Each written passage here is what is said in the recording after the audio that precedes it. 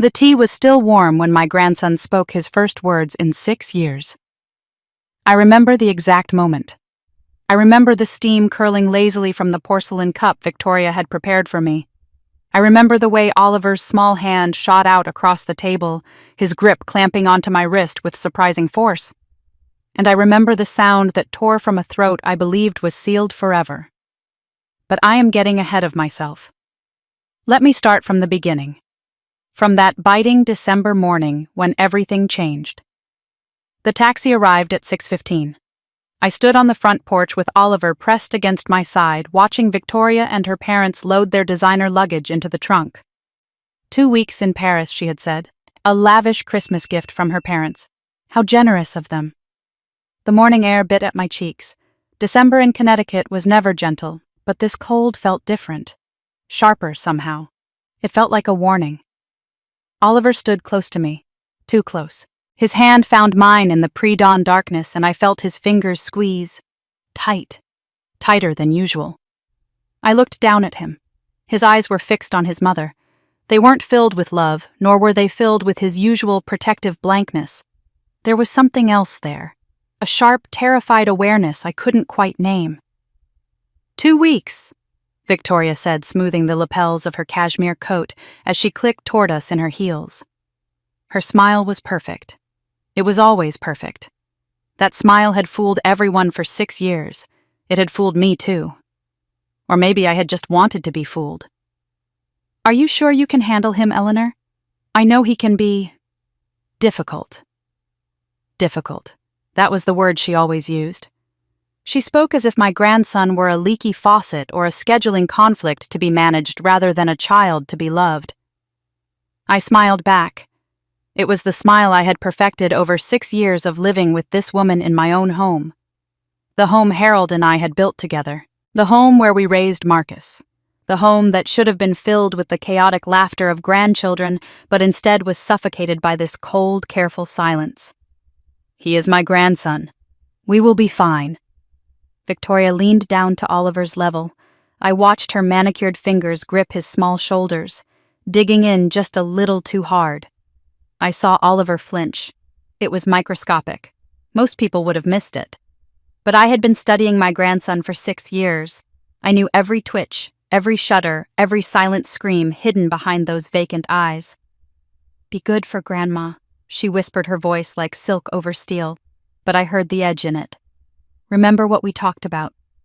Oliver did not respond. He never responded. That was the point, wasn't it? My grandson had not spoken a single syllable since he was barely 3 years old. Selective mutism, the doctors called it. A trauma response to losing his father. I had accepted that explanation. We all had. What choice did we have?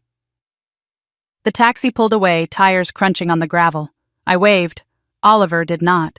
He just stood there, a statue in a winter coat, watching the red taillights dissolve into the gray morning mist, his hand still gripping mine as if he were afraid I might float away if he let go.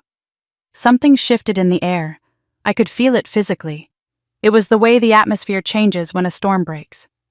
Come inside, sweetheart, I said softly. I'll make us some breakfast. He followed me into the kitchen. The house felt different already, lighter, as if the walls themselves could finally exhale now that Victoria was gone. For the first time in months, maybe years, I didn't feel the prickle of eyes on the back of my neck. I busied myself with eggs and toast while Oliver sat at the kitchen table. He had his sketchbook out, the one he carried everywhere like a shield. Drawing was his language now, his only way of speaking to a world that had hurt him. I used to hate that sketchbook. It felt like a constant reminder of everything we had lost. But now, looking at the bent head and the focused scratching of the pencil, I felt a surge of protectiveness. I talked to him the way I always did. One-sided conversations that filled the empty spaces. Your grandfather used to make the best scrambled eggs, I said, stirring the pan. Soft and creamy. I never could get them quite right, but I keep trying. 34 years of marriage, and he never did teach me his secret. He said it was the only thing keeping me around. A joke. Harold would have laughed at that. I smiled at the memory, bittersweet. Oliver's pencil scratched rhythmically against the paper. He was drawing something intense, I couldn't see what from where I stood. I thought maybe today we could go to the park, or the library. Whatever you want, sweetheart. We have 2 whole weeks of... I stopped. My eyes had landed on the teapot sitting on the counter. Victoria had made tea for me last night. Your favorite blend, she had said, pressing the delicate cup into my hands. Something to help you sleep. You look so tired, Eleanor. I was tired. I was always tired these days. It was a bone-deep exhaustion that sleep never quite fixed. I had blamed age. I had blamed grief. I had blamed the relentless stress of sharing my home with a woman I could never quite trust. I hadn't drunk the tea last night. Something had stopped me, a gut instinct I couldn't articulate. I had set it aside and forgotten about it. But Victoria had left the pot out for me this morning with a little sticky note in her flawless handwriting, "Reheat and enjoy. You deserve it. You deserve it." I poured the amber liquid into my favorite cup, the one Marcus had given me for my 60th birthday. White porcelain with tiny blue forget-me-nots, his handwriting on the card, "For the best mom in the world." I brought the cup to my lips. The steam rose, smelling of chamomile and honey. Comforting, safe. And then Oliver moved. His hand shot across the table and grabbed my wrist. The cup tilted violently. Tea splashed onto the tablecloth, a hot, spreading stain. I stared at him, stunned. He never initiated contact like this. "Oliver, what? Don't drink that." The voice was unrecognizable. It wasn't the clear, bell-like voice of a child. It was rough, grating. It sounded like a rusty hinge that hadn't been turned in years. The syllables were clumsy-shaped by a tongue that had forgotten how to dance, pushing through a throat tight with disuse. But the words were intelligible. They were deliberate. The cup slipped from my fingers. It shattered on the floor, the sound like a gunshot in the quiet kitchen. Tea spread across the tiles, dark and ominous, but I couldn't move. I couldn't breathe. My heart was pounding so hard I could hear the blood rushing in my ears. "Oliver." "Grandma." He was looking at me now, really looking at me, and his eyes... God, his eyes weren't vacant at all. They never had been, I realized with a jolt. They were sharp, terrified, alive, burning with 6 years of secrets. Mommy put something in the tea." He rasped, his voice cracking on the hard consonants. "I saw her, last night, when she thought I was sleeping." The kitchen was silent except for the thudding of my own heart. 6 years. 6 years of silence. 6 years of specialists and therapies and heartbreak. 6 years of believing my grandson was locked inside himself, unable to reach out. And now he was speaking to me. "I know you think I am broken." He said the words coming faster now, though still hoarse. "But I am not broken. I couldn't talk. Not with Mommy here. Not with anyone listening." My legs gave out. I sank into the chair across from him, my hands shaking so badly I had to grip the edge of the table to steady them. "Oliver." "Sweetheart, you can talk. You have always been able to talk." He nodded. A single tear slid down his cheek. He wiped it away quickly, aggressively, as if crying was dangerous. "I was scared. After what happened to Daddy, Mommy said bad things happen to little boys who talk too much. She said if I ever told anyone what I saw, she would make sure I could never talk again." What he saw? My stomach dropped. The room seemed to tilt on its axis. Everything I thought I knew was falling away like sand through my fingers. "What did you see, Oliver?" He wiped his nose with the back of his hand. 8 years old. Just 8 years old, carrying a burden so heavy I could see it physically bending his small shoulders. 6 years of silence. 6 years of fear. 6 years of watching his mother live in this house, pretending to grieve a man she had murdered. "Christmas Eve," he whispered, his voice barely a breath. "I had a nightmare. I woke up and went to find Daddy." "But he was at the top of the stairs, with Mommy, and there was another man there too." Another man. My breath caught in my throat. A third person. Someone else was there that night. They were yelling. Daddy was so angry. I had never heard him so angry. He kept saying, "How could you?" over and over, and Mommy was laughing, like it was funny. I thought of my son, my Marcus, the gentlest man I had ever known. He had never raised his voice at me, not once in 34 years. I could not imagine him yelling. But betrayal changes people. I know that now. And then Oliver's voice dropped so low I had to lean forward to hear him over the hum of the refrigerator. Mommy pushed him. She put her hands on his chest and she pushed, and Daddy fell, all the way down. I heard the sound when he couldn't finish. He was crying now silently, the way children cry when they have learned that making noise brings punishment instead of comfort. I pulled him onto my lap. He was too big for it, really, all long legs and bony elbows, but I didn't care. I held him the way I had held Marcus when he was small. The way I would hold him forever if I could. "I tried to tell someone," Oliver sobbed into my shoulder, his voice muffled. "The policeman asked me questions, but Mommy was holding my hand so tight it hurt. She smiled and said I had nightmares, that I was confused, that I didn't understand what I saw because I was just a baby." The investigation. I remembered. The police had questioned everyone. They had ruled it an accident. A terrible, tragic accident. Marcus had been drinking, they said. He had tripped at the top of the stairs. Case closed.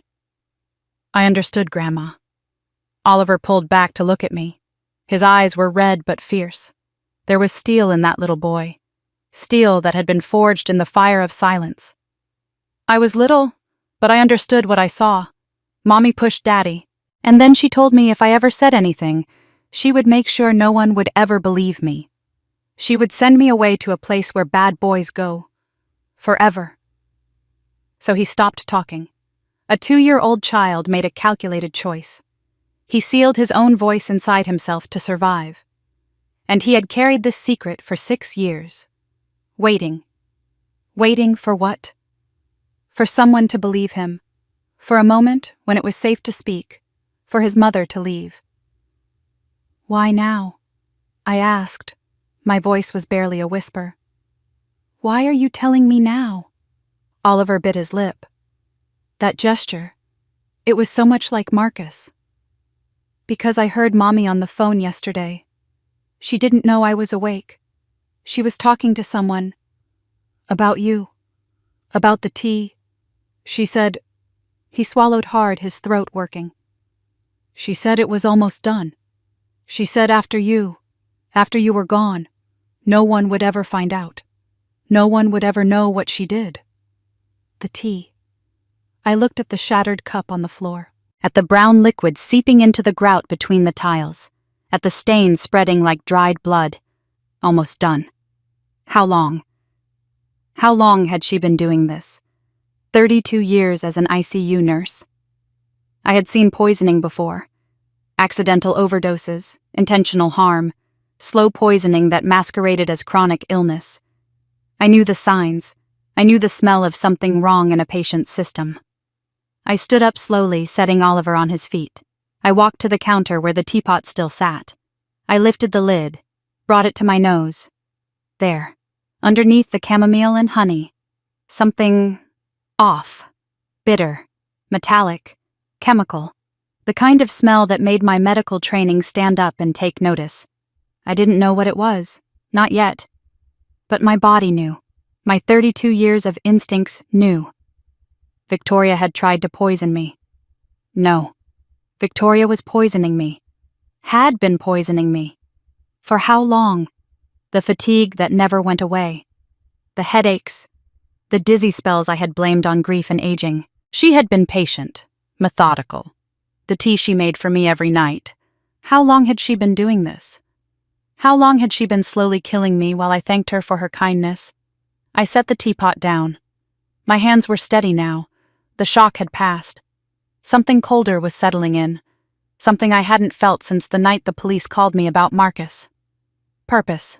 I found a clean jar in the cupboard. Carefully, without spilling a drop, I poured the remaining tea into it. Evidence. I sealed the lid tight. Then I wiped the jar clean and hid it in the very back of the refrigerator behind the jars of pickled vegetables Victoria never touched. "Grandma?" Oliver's voice was small, scared, like he wasn't sure if he had done the right thing. "Do you believe me?" I looked at my grandson, at the child everyone thought was broken, at the only witness to my son's murder. "Yes," I said. "I believe you." I believed him because I had always known, somewhere deep in my gut, in the part of me that had spent 3 decades watching people live and die, I had always known something was wrong. The night Marcus died. The phone call at 2 a.m. Victoria's voice hysterical but somehow rehearsed. He fell down the stairs. He was drinking, and he fell. But Marcus didn't drink. Not really. A beer at a barbecue, a glass of wine at Christmas dinner. He was not a drinking man. He had seen what alcohol did to my father, and he had promised himself he would never go down that road. The funeral. Victoria in her black dress crying into a handkerchief. Perfect tears. Perfect grief. But I had seen her check her phone during the eulogy. I had seen her smile at someone across the room. Just for a fleeting second. A flash of something that was not grief. And the bruises. I had seen Marcus's body at the funeral home. One last goodbye. The marks on his back, his shoulders. The funeral director said they were from the fall, but I knew what fall injuries looked like. I had seen hundreds of them. 32 years of trauma patients. 32 years of bodies that had fallen from ladders downstairs off roofs. The pattern was wrong. I had noticed. God help me, I had noticed all of it. And I had told myself I was being paranoid. That grief was making me suspicious. That no mother would. That no wife would. But Victoria wasn't a mother. Not really. She had never looked at Oliver the way a mother looks at her child. She looked at him the way someone looks at an obstacle. A problem to be managed. A witness to be silenced. And she wasn't a wife anymore either. She was a killer. The rest of that morning passed in a blur. I made Oliver breakfast. I cleaned up the broken cup and the spilled tea. I called in sick to my weekly coffee with the ladies from church. Margaret would understand. She always understood. And I thought. I planned. I let my ICU training take over. The calm in the chaos, the methodical thinking that had saved so many lives over the years. Victoria was smart. She had fooled everyone for 6 years. The police, the lawyers, her own parents, me. If I called the authorities now, what would happen Oliver's word against hers? A child who had not spoken in 6 years suddenly accusing his mother of murder. She would spin it. She was so good at spinning things. She would say I had coached him. She would say I was a bitter old woman attempting to steal her son. She would cry those perfect tears, and everyone would believe her. No, I needed proof, real, undeniable proof. And I had 2 weeks to find it. That afternoon, Oliver drew while I searched the house. I started with Victoria's bedroom, the room that used to be mine and Harold's before she convinced me to move to the smaller guest room. She had redecorated everything when she moved in. New curtains, new bedding, new furniture. Like she was erasing us from our own home. At the time, I had told myself it helped her with grief. Now I understood. She was claiming territory. I didn't know what I was looking for. Financial records, letters, anything that might explain why she had killed my son. Greed. There was the life insurance, but that couldn't be enough. There had to be more. I found nothing useful, just clothes and jewelry and the expensive skincare products she ordered online with money that should have been going to Oliver's future. But in the closet tucked behind a box of old shoes, I found something else. Marcus's laptop. My heart stopped. I had forgotten about it. After he died, Victoria had packed away all his things. "Too painful," she had said. "I cannot bear to look at them." I hadn't questioned it. I had been too deep in my own grief to question anything. I pulled the laptop out and carried it downstairs. It was password protected, of course. I tried every combination I could think of. Our birthdays, Oliver's birthday, our wedding anniversary, the name of his childhood dog. Nothing worked. But I would figure it out. I had time. That evening I sat with Oliver on the couch. He was drawing again, his pencil moving across the page with quick, certain strokes. The house was quiet, safe, For the first time in years, it felt like home. "Oliver," I said gently, "can I see what you have been drawing all these years?" He hesitated. I could see the fear flicker across his face. Old habits die hard. Then slowly he handed me his sketchbook. I turned the pages. The first few were normal. Trees, houses, the dog from next door. A birthday cake. A sunset. The kind of things any child might draw. But as I went further back, the drawings changed. A house with dark windows, a staircase, figures at the top. The same image repeated over and over in different variations, like he was trying to process something he couldn't put into words. I stopped at one page. My breath caught in my throat. It was a stick figure drawing.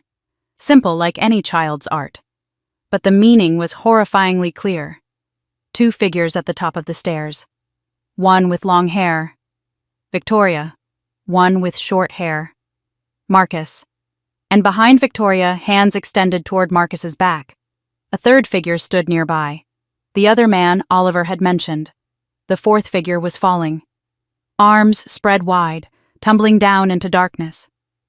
At the bottom of the stairs, a tiny figure watched. A child. Eyes wide, mouth open in a silent scream. Oliver. "I drew it so I wouldn't forget," he said quietly, his voice still raspy. "In case someday someone believed me." He had been documenting. For 6 years, a child had been silently recording the truth in the only way he could, hiding evidence in plain sight. I held the drawing in my trembling hands. Evidence. Not enough for a court, maybe, but a beginning. I looked at the kitchen counter, at the teapot still sitting there, at the jar of poisoned tea I had hidden in the back of the refrigerator. Victoria had made that tea specially for me. She had smiled when she handed it over. "You deserve it," she had said. It was the same smile she wore at Marcus's funeral. I thought about everything Oliver had told me. The murder, the threats, the phone call he overheard, the patience she had shown waiting 6 years to make her next move. Why now? Why after all this time was she finally coming for me? And then I realized something that made my blood run cold. My daughter-in-law had been planning this for a very long time. But what I didn't know yet was exactly how long. I did not sleep that night. Every time I closed my eyes, the image of Marcus falling played behind my eyelids like a loop of old film I couldn't cut. I heard the sound Oliver had described, that terrible, sickening thud at the bottom of the stairs. My imagination, fueled by grief and horror, filled in the details my grandson had been too young to fully articulate. The shock on Marcus's face. The realization in that final split second that the woman he loved, the woman he had built a life with, had just pushed him to his death. My son, my only child, murdered by the woman he had trusted with his heart. I lay in bed watching the darkness slowly turn into the bruised gray of pre-dawn, then pink, then gold, as the sun rose over the Connecticut hills. It was the same sunrise I had watched 10,000 times from this window, the same view Harold and I had shared for 34 years of marriage. But everything was different now. The landscape hadn't changed, but the world had. Everything I thought I knew had been torn apart and rebuilt into something darker, something uglier. Around 5:30, I heard soft footsteps in the hallway. A moment later, Oliver appeared in my doorway. His hair was messy from sleep sticking up in tufts, but his eyes were wide awake, alert. He hadn't slept either. "Grandma?" His voice was a rasp, still rough from years of disuse. "Come here, sweetheart." He climbed into bed beside me, something he hadn't done since he was 4 years old, before the silence, before the fear took root. "Are you going to tell the police?" he whispered. I had been asking myself the same question all night, staring at the ceiling fan. The answer was complicated. "Not yet," I said, smoothing the hair back from his forehead. "We need evidence first. Real evidence. Something they cannot dismiss as the imagination of a grieving old woman and a traumatized child. Your mother is very good at making people believe her version of the truth." Oliver nodded. He understood. He had spent 6 years being dismissed, being told his memories were nightmares, being taught that his truth did not matter. "Then we find evidence," he said. Simple, determined. It was so much like his father that my chest ached. "Yes," I said. "We find evidence." The investigation began after breakfast. I had a plan. 32 years in the ICU had taught me how to work systematically, how to gather patient history, analyze patterns, and draw conclusions based on clinical evidence rather than emotion. I couldn't afford to be a grieving mother right now. I had to be a detective. First, establish motive. Why would Victoria kill Marcus? Was it just anger or something more second examine means? How had she gotten away with it for 6 years? Third, find opportunity. What exactly happened that Christmas Eve that allowed her to commit murder and escape justice? And underneath all of that lay the most pressing question. Why was she trying to kill me now? What had changed in the equation? Oliver stayed close as I began searching Victoria's bedroom. The master bedroom. My bedroom once upon a time before Victoria had convinced me to move to the smaller guest room downstairs. "You shouldn't have to climb stairs at your age," she had said sweetly. "And I need the space for Oliver's things." Oliver's things. As if she had ever cared about Oliver's things. The room looked different in the harsh light of day. I hadn't been in here for months. Victoria always kept the door closed, and I had learned to respect her privacy.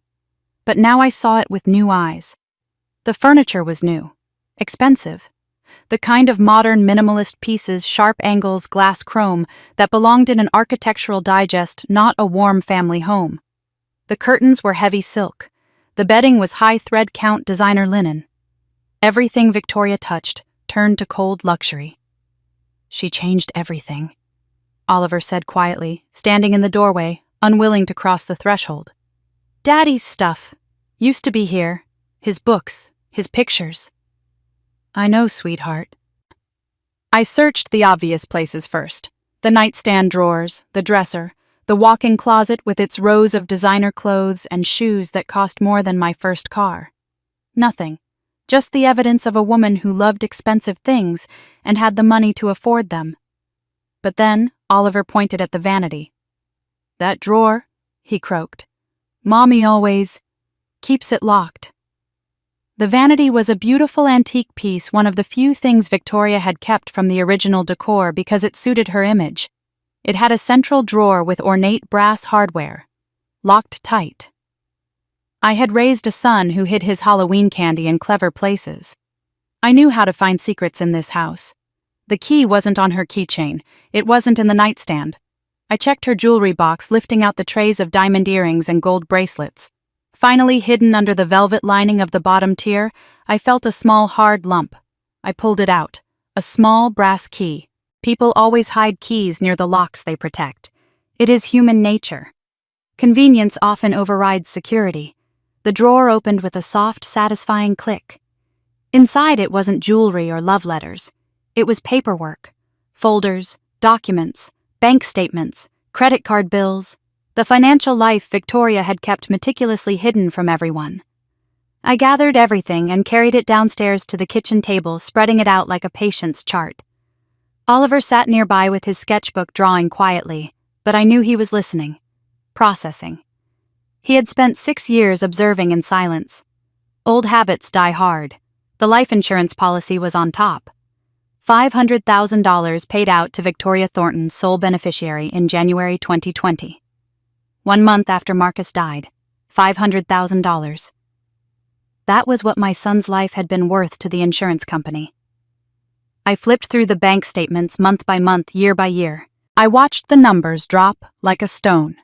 January 2020, $487,000 after taxes and fees. June 2020, $412,000. The statements showed purchases for designer furniture, a new luxury SUV. December 2020, $361,000. Holiday shopping, a trip to Aspen for grief recovery. I kept going, year after year, the money bleeding out like a wound that refused to clot. December 2021, $290,000. December 2022, $184,000. December 2023, $117,000. December 2024, $63,000. And now, the most recent statement dated November 2025, $47,000 remaining. Victoria had burned through almost $500,000 in 6 years. Designer bags, spa weekends, first-class flights to places Marcus had always wanted to visit, but never got to see. Paris, Milan, Tokyo. She had been living his dreams with his death money. But that wasn't the worst part. I found the credit card statements next, and there, hidden among the luxury purchases, were transfers, wire transfers, large sums sent to an account I didn't recognize. They started about 18 months ago, $5,000, then $10,000, then $20,000.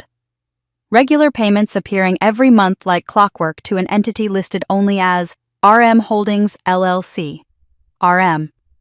The same initials Oliver had heard Victoria mention on the phone, the initials of the man who had been there that night. I set down the statements and stared at the numbers. The picture was becoming horrifyingly clear. Victoria was running out of money.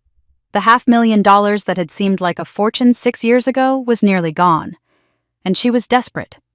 The Thornton estate, my estate, was worth approximately $2.5 million. The house alone was valued at $1.8 million in this market. Then there were the investments Harold had made over the years. The life insurance I still held. The rental properties we had bought in the 80s, when nobody wanted land in this part of Connecticut. I controlled all of it. As the surviving Thornton, everything was in my name. If I died, Oliver would inherit. And as Oliver's sole living parent and legal guardian, Victoria would control his inheritance until he turned 18. 10 more years of access to millions of dollars. That was what my death was worth to her. The tea made perfect sense now, the slow poisoning. She needed it to look natural, an old woman declining, getting sicker, eventually passing away in her sleep. Nothing suspicious. Nothing that would raise questions or trigger an autopsy. Just a grieving grandmother who finally succumbed to her broken heart. I pushed back from the table, my hands shaking. Not from fear this time. From rage. "Grandma?" Oliver's voice was small. "Are you okay?" "No," I said honestly. "But I will be." I needed to make a phone call. Patricia Chen answered on the third ring. Her voice was warm, but surprised we hadn't spoken in almost 2 years, not since her promotion to chief medical examiner. "Eleanor Thornton," she said. "I was just thinking about you last week. How are you holding up?" Small talk. I didn't have time for small talk. "Patty, I need a favor. A professional favor." Silence on the line. Patricia was smart. She could hear the tension vibrating in my voice. "What kind of favor?" "I need you to look at a file. An old file, from December 2019. More silence. Heavy this time. Then, Marcus's file. "Yes." "Ellie." She exhaled slowly, the sound of a woman who knew she was stepping into dangerous territory. "What's going on? You sound different." How could I explain? How could I tell her that my 8-year-old grandson had broken 6 years of silence to warn me that my daughter-in-law was a murderer? That everything we believed about Marcus's death was a lie? "My grandson told me things," I said carefully. "Things that make me question what happened that night. I need to know the truth, Patty, even if it destroys me." "Eleanor, that case was ruled an accident. Dr. Howard did the autopsy himself. He was thorough. Dr. Howard is retired now, and I am not questioning his competence. I am asking you as a friend and as a professional to look at the file again, with fresh eyes. Look for defensive wounds. Look for impact angles that don't match a simple fall." Patricia was quiet for a long moment. I could almost hear her weighing the risks, looking into a closed case, questioning a colleague's work, the politics of her position. "Off the record," she finally said. "For now, I'll pull the file tonight and look at it at home. But Ellie, if what you're suggesting is true, we need to be very careful. If Victoria really did..." "I know. I'm already being careful. I'll call you tomorrow. And Ellie, don't do anything stupid." I almost laughed. Stupid would have been drinking the tea. After the call, I sat with Oliver and we ate lunch in silence. Not the heavy, oppressive silence of the past 6 years. This was different. companionable. We were partners now working toward the same goal. "Grandma," Oliver said between bites of his sandwich, his voice gaining a little more strength. "Daddy had a journal. A real one. With a lock and everything. He used to write in it before bed." My heart stuttered in my chest. "A journal. Mommy took it after Daddy died. She said she was keeping it safe. But I saw her reading it once. She was crying. But not sad crying. Angry crying. A journal. Marcus had kept a journal, and Victoria had taken it. Do you know where she put it?" Oliver shook his head. "She hid it. I looked, but I couldn't find it." The basement. It had to be in the basement. Victoria had packed away all of Marcus's belongings after his death. "Too painful," she had said. "I cannot bear to look at them." She had been so convincing, so grief-stricken. In reality, she was burying the evidence. The basement stairs creaked under my feet as we descended. Oliver held my hand, his grip tightening with each step. I could feel his fear, the memory of another staircase, another descent. Some traumas live in the body forever. "It's okay," I whispered. "We're just looking." But we both knew better. We were looking for ghosts. The storage area was cluttered with boxes and old furniture. Dust motes floated in the weak light from a single bulb. Victoria's handwriting labeled each box in her perfect script: Marcus, clothes, Marcus, books, Marcus, personal, personal. That was where I started. Oliver stayed close while I opened the first box. Marcus's favorite sweater, the one I had given him for Christmas years ago. His college sweatshirt, socks and ties, and the leather belt Harold had passed down to him. I pressed the sweater to my face. After 6 years, it barely smelled like him anymore. Just dust and cardboard and the ghost of the man he used to be. The second box held memories. Photo albums from his childhood, his high school diploma, the trophy he had won at his first debate tournament, a stack of birthday cards I had given him over the years. He had saved every single one. "He loved you so much," Oliver said quietly. "He used to talk about you all the time, how smart you were, how strong." I wiped my eyes. This was not the time for tears. The third box was smaller, heavier. I lifted the lid and found a jumble of items: his watch, his college ring, a few books. And at the bottom, wrapped in an old t-shirt, a black leather journal. It had a small brass lock, but the latch had been pried open. The metal was twisted. Victoria had read it. She had read her husband's private thoughts, confirmed her suspicions, and then hidden the evidence in the basement where no one would find it. I carried the journal upstairs. Oliver followed, watching me with those two old eyes.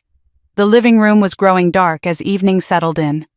I turned on a lamp and sat in Harold's old armchair, the one Victoria had wanted to throw away. But I had insisted on keeping.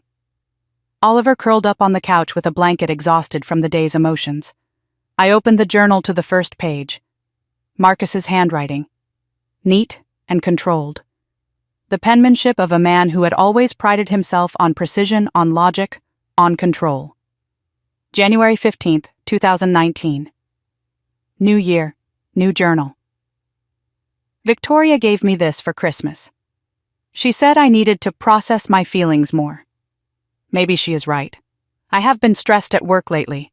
The promotion is taking everything out of me. I turned the pages slowly, watching my son's life unfold in his own words. March 3rd, 2019. V seems distant lately, always on her phone. When I ask who she is talking to, she says, "Just friends from work." But she never used to hide her phone before. My stomach tightened. The first hint of trouble. July 22nd, 2019. Found receipts in V's purse. Hotels in Hartford. She said they were work trips, but I checked her calendar. No work trips scheduled. Am I being paranoid? God, I hope I am being paranoid. He wasn't being paranoid. I knew that now. September 8th, 2019. I think V is having an affair. I don't want to believe it. We have Oliver. We have a life. But she comes home late 3 nights a week now. And she smells different. Like cologne. Men's cologne. The entries grew more frequent, more desperate. November 14th, 2019. Hired a private investigator.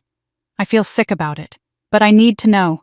I need to know if my wife, if the mother of my child, I can't even write it. November 28, 2019. PI delivered his report. I couldn't open it for 3 days. Today, I finally did.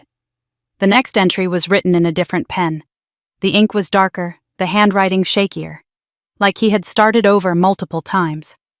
November 28, 2019 continued. It's true, all of it. The PI has photos. Victoria meeting a man at a hotel in Hartford, the same hotel those receipts were from. They have been seeing each other for over a year. His name is Ryan Mitchell. He works in finance. Victoria met him at some charity gala I couldn't attend because I was watching Oliver. Ryan Mitchell. RM. The man who had been at the top of the stairs on Christmas Eve. The man to whom Victoria was now sending thousands of dollars a month. December 15th, 2019. Confronted Vi tonight. Showed her the photos. She didn't even try to deny it. She laughed. She laughed and said I was pathetic for having her followed. Said she only married me for... The sentence stopped mid-word. The next few pages had been torn out, ripped roughly from the binding, leaving ragged edges. Victoria had removed whatever came next. Whatever hateful, revealing things she had destroyed them to protect her secrets. I kept turning pages. Most were blank now. And then I found it. The final entry. December 23rd, 2019. 1 day before he died. The handwriting was different again. Steadier than the November entries. Calmer. Like he had made peace with something terrible. I am writing this in case something happens to me. I went to see a lawyer yesterday, drew up a new will. Victoria does not know about it yet, but she will soon. I am changing everything. The house, the investments, Mom's trust. All of it goes directly to Oliver now. Victoria will not see a penny if I die. My lawyer says the documents will be filed after the holidays. I told V about the divorce papers this morning. She was calm. Too calm. The Victoria I know would have screamed, thrown things, made threats, but she just smiled and said, "We'll talk about it tomorrow." I don't know why, but that scares me more than anger would have. Mom, if you're reading this, I am so sorry.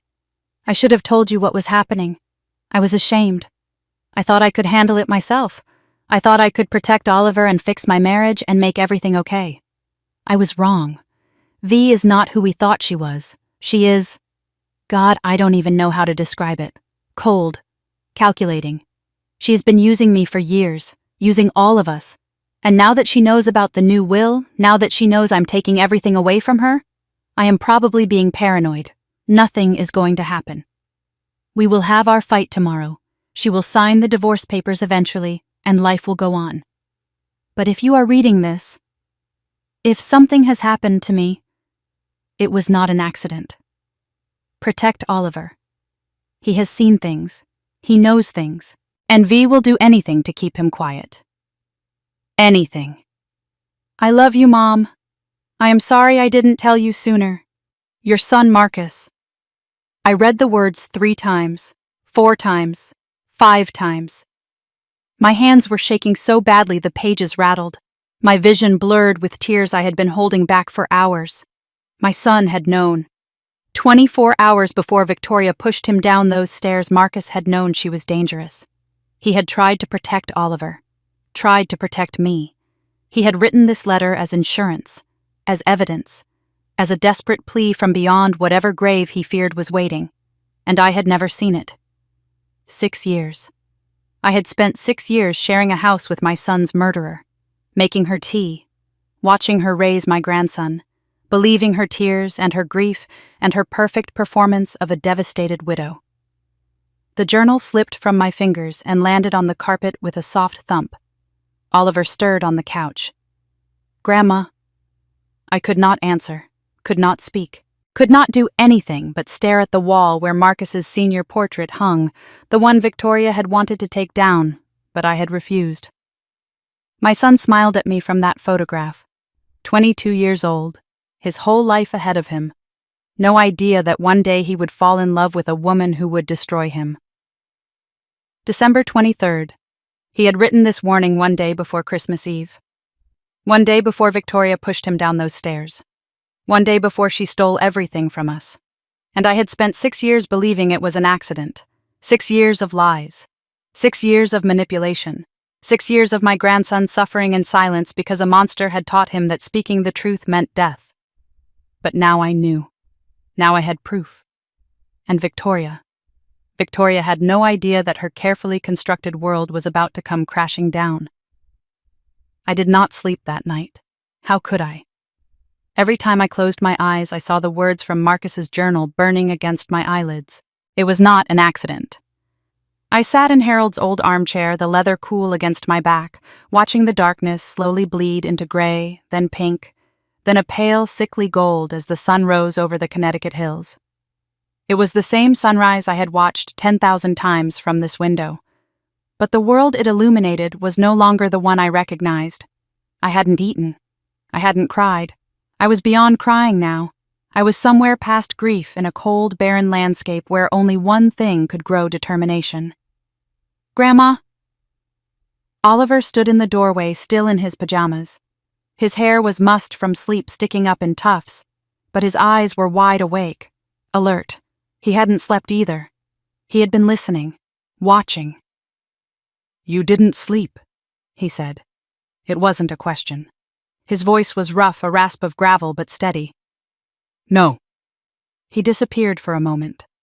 I heard the soft padding of his feet in the kitchen, the sound of water running, the click of the electric kettle. A cupboard opened and closed. Then he returned, carrying a steaming mug with both hands, moving carefully to avoid spilling a drop. I flinched when he offered it to me. He noticed. Of course he noticed. He noticed everything. "I made it myself," he said quickly, his eyes earnest.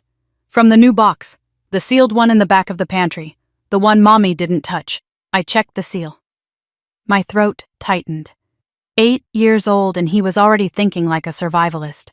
Already checking seals and anticipating threats, protecting me the way I should have been protecting him. I took the cup with trembling hands. It was too hot, but I didn't care. The warmth felt like an anchor, something real in a world that had become a nightmare. "Thank you, sweetheart." He sat on the floor beside my chair, leaning his head against my legs the way he used to when he was a toddler. Before the silence, before Victoria taught him that love was a liability. "What are we going to do?" he asked. I looked down at Marcus's journal still resting on my lap. At my son's handwriting. At the truth that had been buried in a basement box for 6 years while a murderer slept under my roof. "We're going to find proof," I said. "Real proof. Enough to make sure Victoria never hurts anyone again." Oliver nodded slowly against my knee. "Okay." Such a small word. Okay. But coming from him, it sounded like a battle cry. The phone rang at 9:32. I had been watching the clock on the mantel, counting the minutes since sunrise, waiting for Patricia's call. I snatched the receiver up on the first ring. "Ellie?" Her voice was different, careful, guarded in a way that made my stomach clench. "Are you sitting down?" "I've been sitting down all night. What did you find?" Silence on the line. I could hear her breathing, measuring her words, calculating the professional risk she was taking. "I reviewed the autopsy file last night. The photos, the measurements, Dr. Howard's original notes. He was thorough, but he operated under a specific assumption." "That it was an accident?" I said. "Exactly. And when you look for an accident, that's what you find. But looking at it with fresh eyes, there are inconsistencies." "What kind of inconsistencies?" "The bruising on his forearms," Patricia said slowly. "Dr. Howard noted them as impact trauma from the fall. But looking at the pattern, Ellie, they look like defensive wounds. Like he raised his arms to protect himself, to block someone. My son raising his arms, trying to block Victoria's push, trying to save himself in that last terrible second." "Someone pushing him," I said. My voice sounded hollow, like it was coming from underwater. "I can't say that officially. Not yet. But yes, the biomechanics suggest a struggle before the fall." "What else?" Patricia exhaled a sharp sound of frustration. "The angle of the head injury. When someone trips and falls downstairs, they typically tumble forward. The primary impact is usually to the face or the top of the skull. But Marcus, the fatal blow was to the occipital bone, the back of his head. Meaning he fell backward. He was facing the top of the stairs when he went down. Facing up. Looking at his killer as he fell. He was pushed, I said, from the front. The physics support that conclusion. Yes. The room seemed to tilt. I had known. I had known since Oliver first spoke, but hearing it confirmed by a medical professional, hearing the cold clinical evidence of my son's murder, shattered the last remnants of my denial. Why didn't Howard catch this? I don't know. Maybe he was tired. It was Christmas Eve. Maybe he took the grieving widow's story at face value. Victoria is persuasive. She hesitated. Or maybe he just didn't want to see a murder in a happy home. Victoria, of course Victoria. She had charmed everyone, the police, the medical examiner, even me. What can we do? I asked. Officially. Right now, nothing. I can't reopen a closed homicide case based on a reinterpretation of 6-year-old photos. We need new evidence. Something concrete. Something that places her at the scene with intent. I have her motive, I said. Financial records. The life insurance is almost gone. And the journal? Marcus kept a journal. He wrote about the affair, about her threats, about his plan to divorce her. Patricia was quiet for a moment. That's good, Ellie. That's really good. That establishes state of mind. But we need more. We need something that puts her hands on his chest. I'm working on it. Be careful. If what you're telling me is true, if Victoria really did this, she's gotten away with murder for 6 years. She's intelligent. She's a sociopath. And if she finds out you're investigating, I know. So. Do you? Because the woman who could push her husband down a flight of stairs in front of her own child, that woman has no boundaries, no moral floor. She will do whatever it takes to protect herself. I looked at Oliver still sitting on the floor beside me, still listening to every word. So will I said. After the call, Oliver and I spread his drawings across the living room floor. 6 years of silence. 6 years of nightmares captured in graphite and crayon.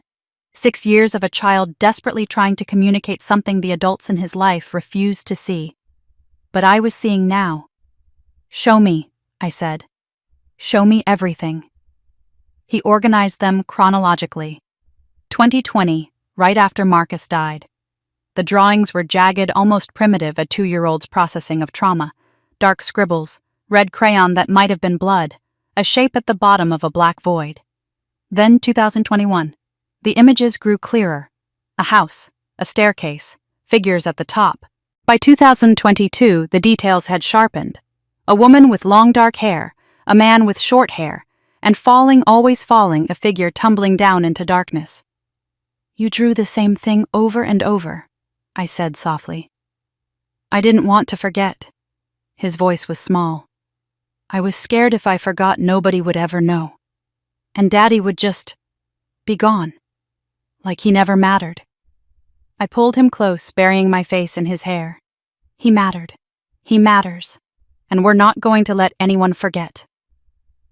We kept looking. 2023. 2024. The drawings became more sophisticated as Oliver grew older, more detailed. Shadows, perspective, expressions. And then I found it. A drawing from early 2024. The same scene, the staircase, Victoria Marcus. But this time the perspective was wider. There was someone else. A third figure standing at the top of the stairs slightly behind Victoria. Tall, dark hair, holding something rectangular in his raised hand. This man, I said, pointing to the figure. Who is this? Oliver leaned over to look. The other man. He was there that night. You saw him clearly. He was standing behind Mommy. When Daddy fell, he held up his phone. Oliver mimed the gesture, holding an invisible rectangle in front of his face. Like he was taking a picture, or recording. My blood went cold. Recording. Ryan Mitchell had been recording. Why would someone record a murder unless it was planned? Unless he was documenting it as insurance, as leverage, as proof of Victoria's guilt that he could hold over her head forever. The payments to RM Holdings LLC suddenly made terrifying sense. Not gifts from Victoria to her lover, blackmail payments. Ryan Mitchell had evidence of the murder, and he had been using it to bleed Victoria dry for years. "Oliver, this is very important. Did the other man help Mommy push Daddy, or did he just watch?" Oliver closed his eyes, concentrating, his face scrunching up with the effort of retrieving the memory. "He just watched. He didn't touch Daddy. But he smiled. When Daddy fell, he smiled. God in heaven, what kind of man smiles while watching a murder? The kind who knows it benefits him. The kind who has been waiting for exactly this moment." "We need the cameras," I said suddenly. The attic had not been touched in years. Harold used to go up there regularly, checking on his various projects, the model trains he never finished, the boxes of tax documents he refused to throw away, and the security system hub. "But the cameras were off," Oliver said. "Mommy said so." "Victoria said they were off," I corrected. "She made us turn off the main system to save electricity." "But your grandfather—" I paused, remembering. Harold was paranoid about security. He didn't trust the main breaker. He installed a backup recorder, an independent loop for the internal cameras. It was a long shot, a desperate one. But Harold had been stubborn. Maybe, just maybe, his stubbornness would save us now. "Help me with this," I said to Oliver as I pulled down the attic ladder. The attic was dark and stifling, smelling of old insulation and dry rot. Dust motes danced in the beam of the flashlight Oliver held. Seeing Harold's things, his tools, his books, the golf clubs he had never learned to use properly, hurt in a way I hadn't expected. Another loss layered on top of losses. We searched. Boxes of Christmas decorations, old furniture covered in sheets that looked like ghosts, Marcus's childhood toys. And there in the corner, tucked behind a stack of National Geographics, the backup DVR unit. It was a dusty black box with a red light that had long since burned out. Harold had wired it directly to the hallway camera. "Is that it?" Oliver asked. "I think so." I carried it downstairs and set it on the kitchen table. It was heavy, archaic tech from a decade ago. The casing was cracked. Some of the cables were frayed. When I plugged it in, nothing happened. No lights.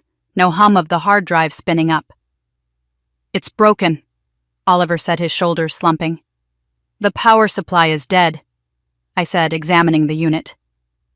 "But the hard drive is inside. Data doesn't just disappear because the machine won't turn on." I looked at Oliver. "We need a specialist, someone who can extract the data directly from the drive. Do you know someone?" I thought of the tech repair shop in town, the one that had fixed my laptop last year when I spilled coffee on it. The sign in the window said data recovery, no job too small. "I know someone who might be able to help." I called the shop immediately. The technician, a young man named Derek with sleeves of tattoos and a gentle voice, said he could look at it. "It's tricky with those old units," he warned. "But if the platters aren't shattered, I can usually pull something." "How long?" 3 to 4 days, maybe faster if I work through the night. It was a long shot, but long shots were all I had. I wrapped the DVR in a towel and placed it in my bag. That afternoon, while Oliver rested, I sat alone in the master bedroom. My bedroom. The room Harold and I had shared for 30 years. The room I had given up because Victoria needed the space. I sat on the edge of the bed, her bed now, and let the guilt wash over me. It was a physical weight, heavy and suffocating. Every instinct I had ignored. Every red flag I had dismissed. Every time I had thought something is wrong and told myself I was being paranoid, the bruises on Marcus's body. I had noticed Victoria's too calm demeanor at the funeral. I had noticed the way she looked at Oliver, not with love, but with calculation. I had noticed, and I had done nothing. I had swallowed my doubts, accepted the official story, and made peace with a murderer. 6 years. She had lived in my house for 6 years, eaten at my table, kissed my cheek on holidays, and I had smiled and pretended everything was fine because the alternative was too terrible to consider. My son had tried to warn me. He had written it down in black and white. If something happens to me, it was not an accident. And I had not found his warning until it was 6 years too late. I wanted to scream. I wanted to tear this room apart. I wanted to go back in time and shake myself awake and force myself to see what was right in front of my face. But I couldn't change the past. I couldn't bring Marcus back. The only thing I could do, the only thing that mattered now was protect Oliver. Find the truth. Make sure Victoria paid for what she had done. I stood up slowly. The guilt was still there, but I pushed it down. Guilt was a luxury I could not afford. Not with 11 days left. Not with my grandson's life at stake. I had failed Marcus once. I would not fail him again. That evening I made a list. What I had: poisoned tea needed lab analysis. Marcus's journal needed authentication. Oliver's drawings circumstantial but powerful. Security DVR at the shop pending recovery. Patricia's findings unofficial medical opinion. Financial records showing motive. The payments to RM Holdings. What I needed. Proof. Victoria was at the top of the stairs. The video. Proof of premeditation. The identity of the other man, confirmed Ryan Mitchell. The new will Marcus had mentioned. The will. Marcus had written in his journal, "I went to see a lawyer yesterday. Drew up a new will. The documents will be filed after the holidays." He had died before the holidays were over, before the will could be filed. But the lawyer? The lawyer would still have the draft. Or notes, or something. I searched online for the law firm where Marcus had worked and for the personal attorneys he used. I found a name in his old contacts, Arthur Henderson, Estate Law. I called the number. "Henderson, Price and Associates," a receptionist answered. "I'm trying to locate some documents," I explained, keeping my voice steady. "My son Marcus Thornton was a client. He passed away 6 years ago, but I believe he left something with Mr. Henderson shortly before he died." "One moment, please." Hold music, generic classical. I waited, heart pounding. "Mrs. Thornton." A different voice, male, older, grave. "This is Arthur Henderson. I was Marcus's attorney."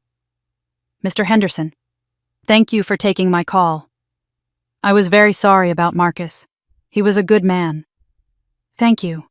I'm calling because I recently discovered some of Marcus's personal writings. He mentioned visiting you on December 20th, 2019. He mentioned a new will." There was a long pause on the other end. "Mrs. Thornton," Henderson said slowly. "Marcus did come to see me. He was agitated. He brought a sealed file. He gave me strict instructions. Do not open this. Do not file anything yet. Just keep it safe until I call you after Christmas." My breath caught. And he never called," Henderson said softly. "When I heard he had passed, I assumed the file was moot.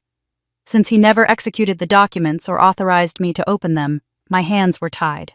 I couldn't legally act on a sealed file without his instruction." "But you still have it." "I do.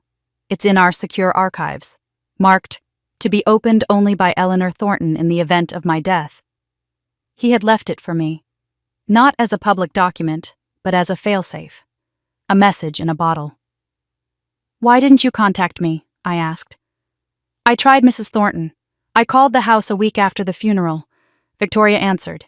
"She told me you were too grief-stricken to handle any business, and that she was handling all of Marcus's affairs. She said she would pass the message along." Of course she did. She had blocked him, just like she blocked everything else. "I need to see that file," I said. "Come to my office tomorrow, 10 o'clock. Bring identification." "I'll be there." I hung up and stared at the phone.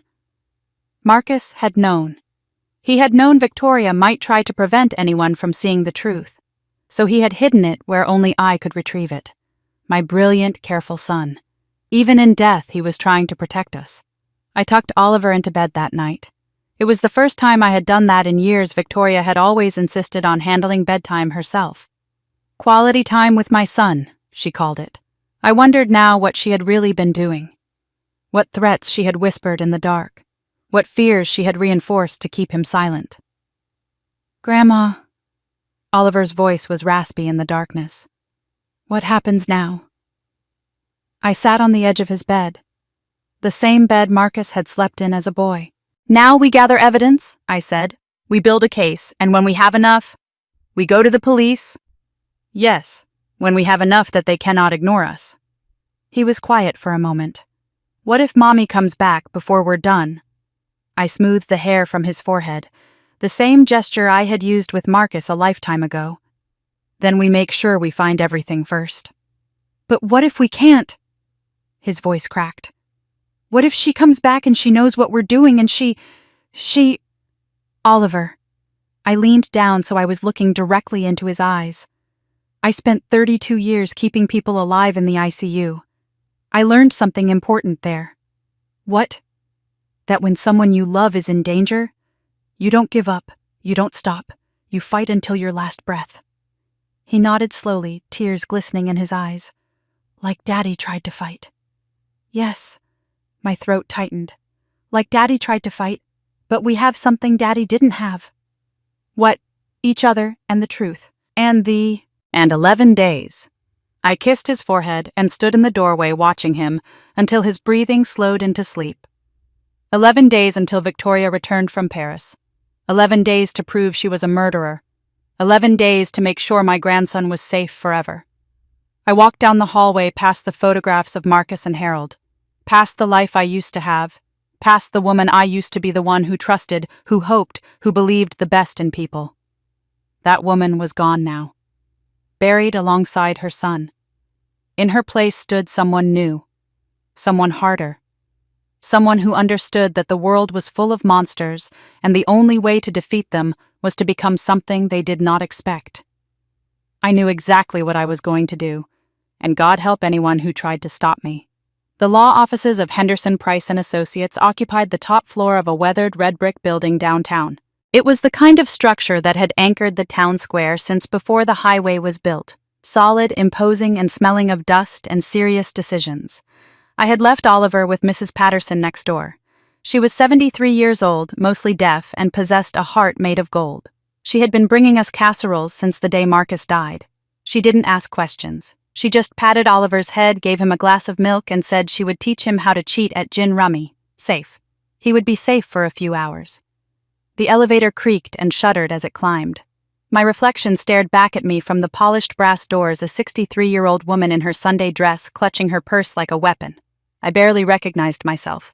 The grief was still there, etched into the lines around my mouth, but the fear in my eyes had been replaced by something colder.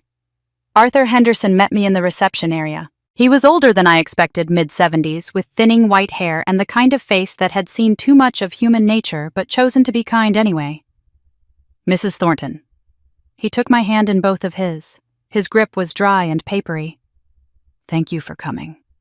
I've been thinking about Marcus a lot lately. So have I. His office smelled like leather, old paper, and lemon polish. Mahogany desk, floor-to-ceiling bookshelves filled with heavy legal volumes, a window overlooking the town square. On the wall hung diplomas and certificates, 40 years of practice, 40 years of keeping other people's secrets. Please sit. He gestured to a wingback chair. Can I get you anything, coffee, water? Just the file, Mr. Henderson, please. He nodded slowly, the professional mask slipping just enough to show his regret. He walked to a large safe built into the wall behind his desk. The combination was long 12 digits at least. When the heavy door swung open, I saw rows of sealed envelopes and folders. Other people's lives filed away alphabetically. He retrieved a thick manila envelope from the T section. Thornton, my son's name written in black marker. Marcus came to see me on December 20th. Henderson said, his voice heavy as he returned to his desk. 4 days before he died. He was troubled. Troubled how... Henderson set the envelope on the desk between us. He didn't let go of it immediately. His hand rested on the paper as if he could still feel Marcus's energy vibrating through it. I've been practicing law for a long time, Mrs. Thornton. I know what anxiety looks like. I know what anger looks like. But Marcus was terrified. He kept checking the window. He asked me if my office was soundproof. Henderson paused. I told him, son, whatever it is, we can fix it. He just shook his head and said, not this. This we can't fix. We can only survive it. My throat tightened. Did he say why? He said he was leaving this file with me as a precaution. He gave me strict instructions. Do not open this. Do not file anything yet. Just keep it safe until I call you after Christmas. Henderson looked me in the eye. He was planning to execute the documents on December 27th. He wanted to get through the holiday first. For Oliver. For Oliver. Always for Oliver. Even when he was staring into the abyss, my son put his child first. And when he didn't call, I whispered. I called the house, Henderson said. A week after the funeral. Victoria answered. I told her I needed to speak with you about a file Marcus had left. She told me you were indisposed, sedated with grief. She said she was the executor of the estate and that she would handle everything. She blocked you. She did. And since the documents in this envelope were technically just drafts, unsigned, unnotarized, they had no legal standing. Without Marcus here to sign them, the old will remained in effect. He slid the envelope toward me. I couldn't do anything, Mrs. Thornton. My hands were tied by the law. I locked it away and I waited. You waited for me. Marcus said if anything happened to him, you were the only one allowed to open it. My hands were steady as I broke the wax seal. Whatever was inside, I was ready. The first document was a draft of a last will and testament. Last will and testament of Marcus Andrew Thornton, dated December 20th, 2019. I had seen Marcus's original will, the one he created when Oliver was born. Everything went to Victoria as his spouse, standard, expected. The kind of will a loving husband creates for his family. This was different. I, Marcus Andrew Thornton, being of sound mind, do hereby intend to revoke all previous wills and codicils. I read through the legal language, Henderson watching me silently. To my wife, Victoria Rose Thornton, I leave nothing.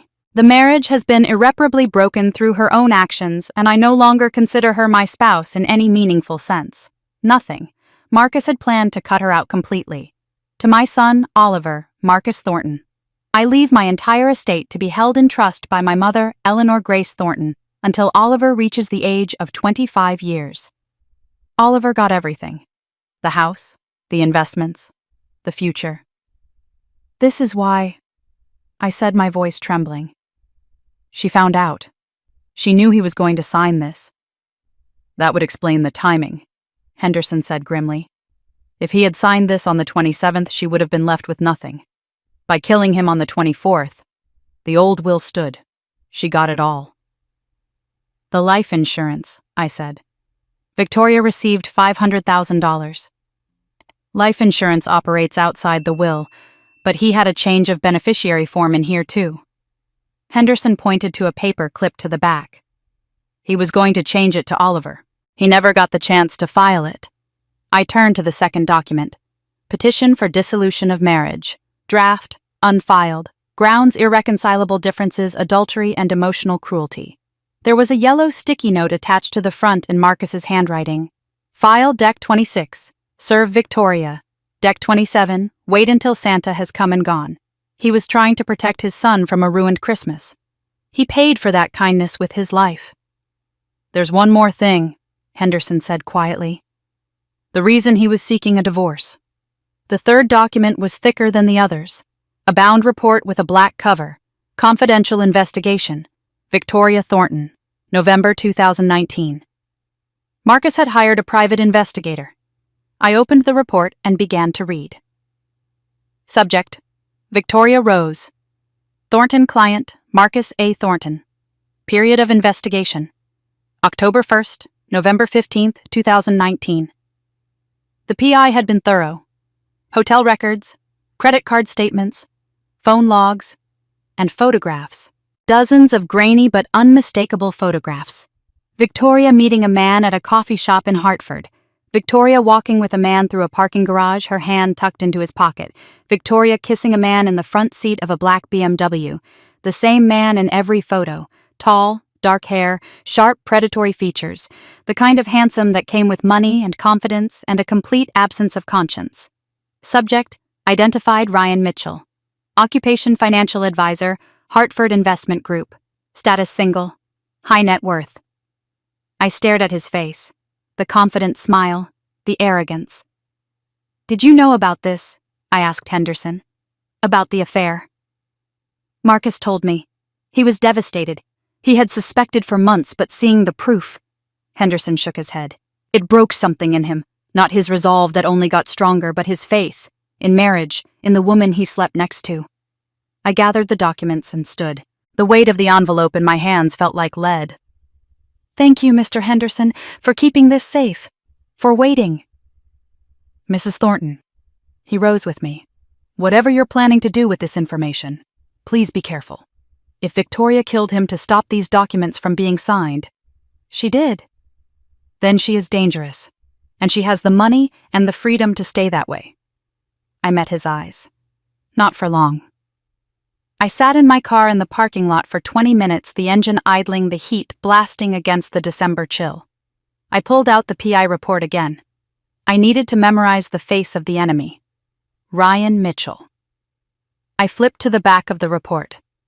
There was a final photo timestamped October 15th, 2019.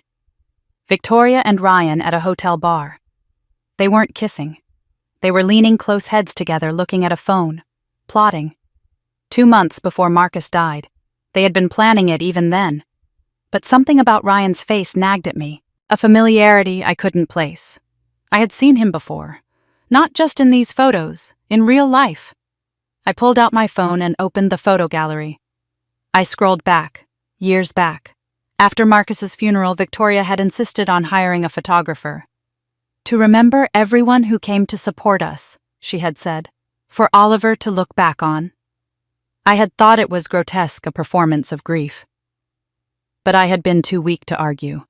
Now I scrolled through those photos with new eyes.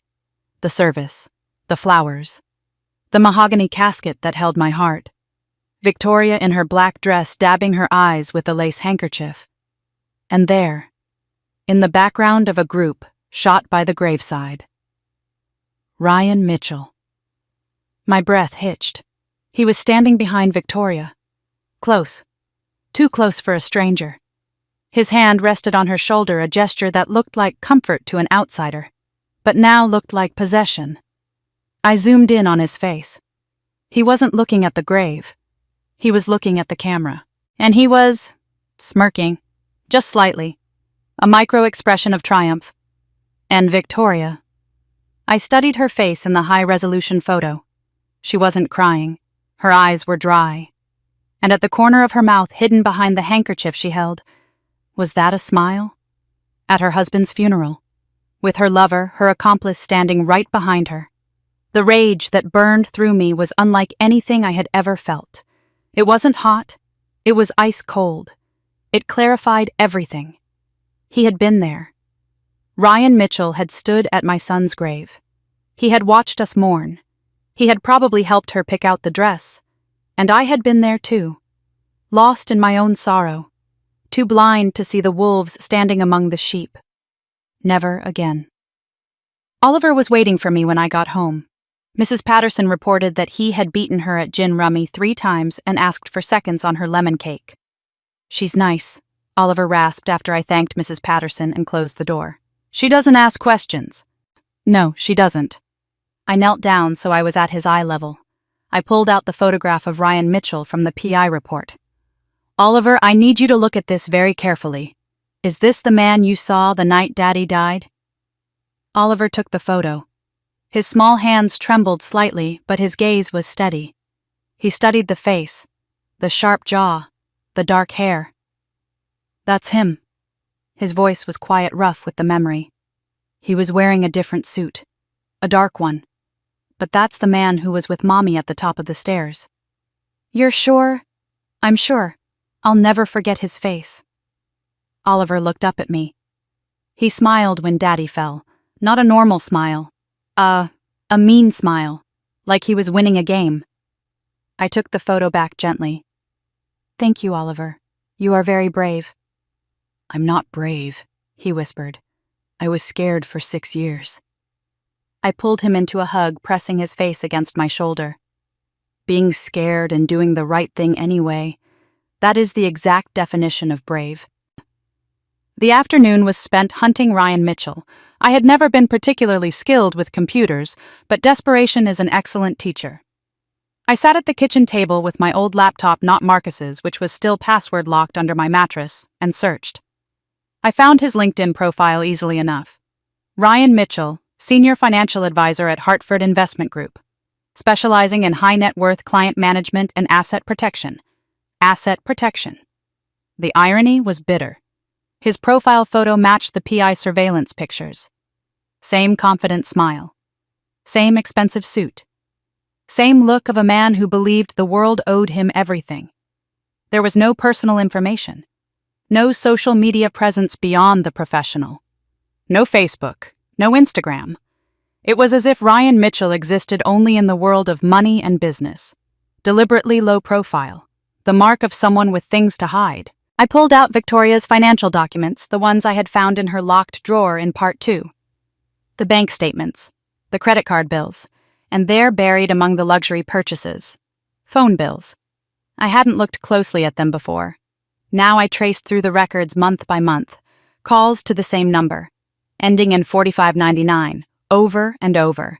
Sometimes 3 or 4 times a day. Sometimes late at night. Sometimes lasting hours. I picked up my own phone and dialed the number. It rang 4 times. Then voicemail. "You've reached Ryan. Leave a message." His voice. Smooth. Confident. The voice of the man who had stood at the top of my stairs. I hung up without speaking. My hands were shaking. Ryan Mitchell. The other man. The witness. The accomplice. And now I knew exactly who he was. And I knew something else, too. He was greedy. The payments to RM Holdings proved that. He wasn't doing this for love. He was doing it for money. And people who do things for money can be bought or threatened. The phone rang at 7 o'clock. I was in the kitchen making dinner or pretending to. Oliver was at the table drawing again. Always drawing. I looked at the caller ID, Victoria. My stomach clenched a physical reaction to the name. I took a deep breath, forced my voice into its usual pleasant cadence, and answered. "Hello? Eleanor." Victoria's voice was warm, breezy. "I just wanted to check in, see how my baby is doing." "He's fine. We're fine. Just having a quiet evening." "That's wonderful. I've been so worried, being so far away. You know how I am." I did know. I knew exactly how she was. I knew she was a murderer. "Is Paris beautiful?" I asked, playing my part in the play she had written. "Oh, gorgeous. The lights, the food, the shopping.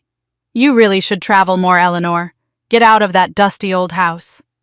That dusty old house was mine, had been mine for 40 years. But I smiled into the phone like she could see me. "Maybe someday?" Victoria's tone shifted slightly. Testing, probing. The warmth dropped a few degrees. "Has anyone come by the house while I've been gone?" "Any visitors?" I thought of the law firm, the sealed envelope, Ryan Mitchell's face staring up at me from the kitchen table. "No visitors. It's been very quiet. Just Mrs. Patterson dropping off a casserole." "And the basement. Have you been going through any of Marcus's things?" She knew. Some part of her knew, or suspected. The question was too specific to be casual. "I haven't been in the basement in months, Victoria. My knees aren't what they used to be." Silence on the line. I could almost hear her calculating, weighing my tone against her suspicions. "Oliver hasn't been difficult, has he? Sometimes he has episodes. I worry about him." Episodes. That was what she called it when her son tried to communicate the trauma she had inflicted on him. "He's been perfectly fine. No episodes at all." Another pause, longer this time. "Well, that's good. That's very good." Her voice dropped, becoming something almost intimate. "Make sure you're taking care of yourself, Eleanor. I left some of my special tea blend for you. Have you been enjoying it?" I looked at the refrigerator where the poisoned sample sat hidden behind the pickled beets. "Every night. It helps me sleep." "Good. That's so good to hear." A smile in her voice now. The smile of a cat playing with a mouse that doesn't know it's already caught. "Take care of yourself, Eleanor. I'd hate for anything to happen to you while I'm gone." "I'll be careful." "Please do.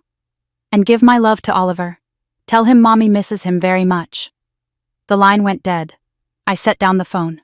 My palm was sweaty against the plastic case. Oliver was watching me, his crayon frozen above the paper. "Mommy called," he rasped. Not a question. "Yes. She was checking on us." "Yes. She knows something is different." Oliver's eyes were old. Too old for 8. She can always tell when things are different. I walked over and smoothed his hair. Then we'll just have to be very careful. Can you do that? Can you pretend everything is normal when she calls? He nodded slowly. I've been pretending for 6 years. I can do it a little longer. My heart broke and swelled at the same time. This child, this brave, broken, beautiful child, had survived so much, and he was still standing, still fighting.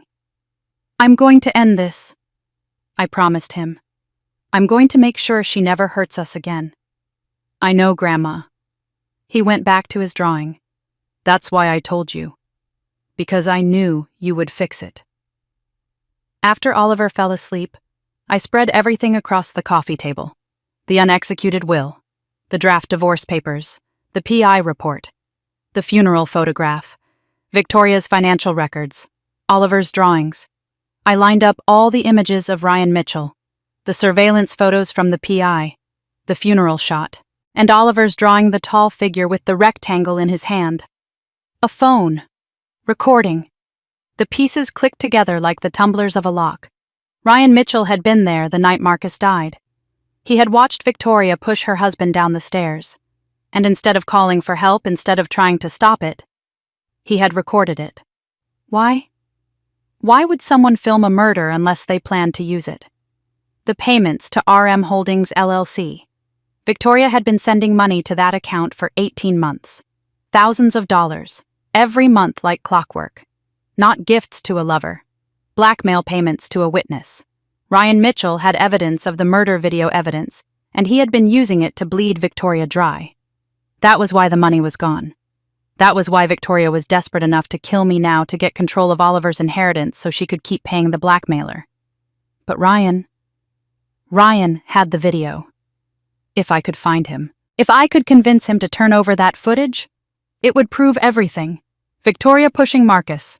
The premeditation. The cover-up. I stared at Ryan Mitchell's photograph, his confident smile, his expensive suit. He was a blackmailer, a witness to murder, possibly an accomplice. He was not a good man, but he was the key to everything. 10 days until Victoria returned. 10 days to track down Ryan Mitchell. 10 days to get the evidence I needed. I picked up the phone and dialed the number ending in 4599 again. Voicemail again. This time I didn't hang up. Mr. Mitchell, I said, my voice steady in the quiet house. My name is Eleanor Thornton. I believe you knew my son Marcus, and I believe you know exactly what happened to him on Christmas Eve. I paused, letting the words sink in for whoever was listening later. I know about the payments. I know about the video. I'm not interested in money, and I'm not interested in your affair with my daughter-in-law. I'm interested in the truth. I think we should talk, before Victoria gets back from Paris. Because when she does, the money runs out. And I suspect you know that. I left my number. Call me. I hung up. The bait was set. Now I just had to wait and see what kind of predator came hunting. The text came at 8 in the morning. My phone buzzed against the kitchen counter, a harsh, insect-like sound in the quiet house. I picked it up, my heart hammering a frantic rhythm against my ribs. Unknown number, no name, just words on a screen that made the blood freeze in my veins. Mrs. Thornton, interesting voicemail. We should talk, but not yet. V has eyes everywhere. Wait for my signal. R. Ryan Mitchell. He had heard my message. He had responded. The bait had worked. But that last line changed the temperature of the room. V has eyes everywhere. I read it 3 times, 4 times. Victoria has eyes. Watching. But watching what? Watching whom? Was someone in this house reporting to her? Was she monitoring my phone logs remotely? Had she installed hidden cameras in the years she owned this house that I had never found? The walls suddenly felt closer. The air felt thinner, insufficient to fill my lungs. Grandma! Oliver stood in the doorway, still in his pajamas, clutching his sketchbook. His hair was tousled, but his gaze was sharp. He noticed the phone in my hand, the tension in my shoulders.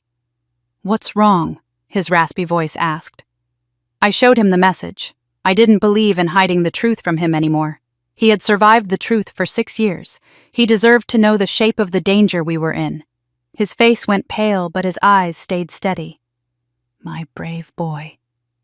He's being careful, Oliver whispered. That's smart. Mommy knows people, bad people who do things for money. I hadn't considered that. I had thought of Victoria as a solitary predator. But of course she would have allies. People she had paid, people she had charmed. People like Ryan Mitchell used to be men who owed her favors or feared her wrath. We weren't just fighting one woman. We were fighting a network. We keep investigating, I said, forcing steel into my voice. But we're more careful now. We trust no one except each other. Oliver nodded. And we wait for his signal. Yes, we wait. But waiting, I was learning, was the hardest part of all. I left Oliver with Mrs. Patterson again. She was the only variable in this equation I felt I could trust, and drove downtown with the DVR unit wrapped in a towel in my trunk. The tech shop was tucked into a strip mall between a dry cleaner and a nail salon. It was the kind of place you would never notice unless you were looking for it, cramped, smelling of ozone and soldering iron.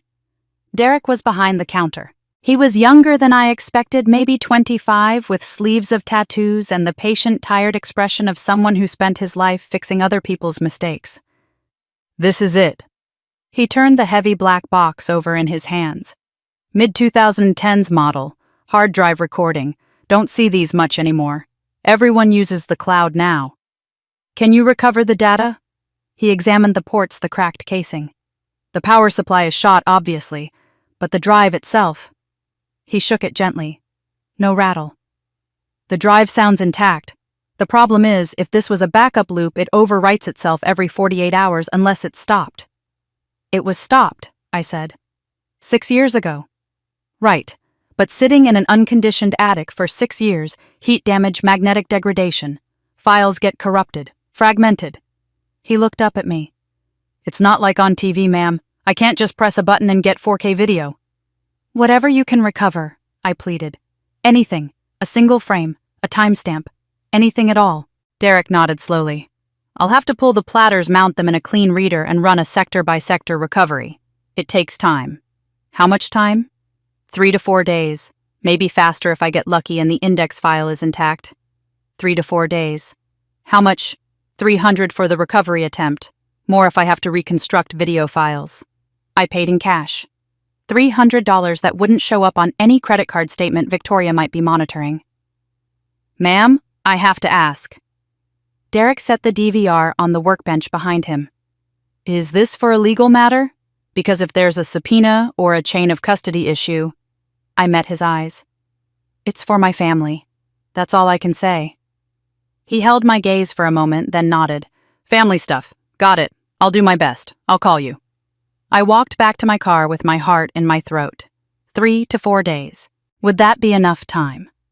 Would Victoria still be in Paris? Would Ryan Mitchell make contact before then? So many variables. So many ways this could fall apart. But I couldn't think about that. I could only keep moving forward. The laptop was waiting for me when I got home. Marcus's laptop. Password protected.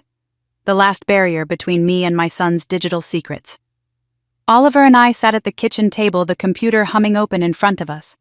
The login screen glowed blue, a blank field waiting for the key that would unlock the past. What would Daddy use? Oliver asked, leaning his chin on his hands. What was important to him? I had already tried the obvious things. Birthdays, anniversaries, names, the dog's name. Nothing worked.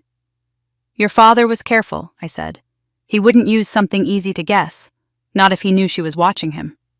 Oliver's brow furrowed in concentration. He used to call me his little bear. He had nicknames for everyone. He called you Mom E with a capital E. He called Grandpa the Admiral, even though he was never in the Navy. I typed Little Bear into the password field. Incorrect. Oliver Bear. Incorrect. Mom E. Incorrect. I leaned back frustrated.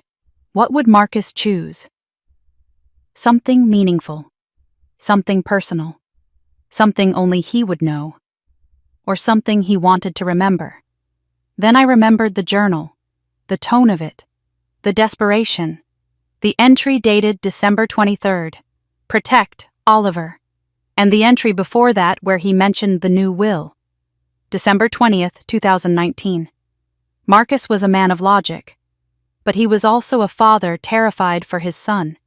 He wouldn't use a random word. He would use a mission statement. I looked at Oliver. He wanted to protect you. That was the only thing on his mind at the end. I typed slowly, "Protect Oliver, incorrect." I tried adding the year. The year everything changed. Protect Oliver 2019. The screen flickered.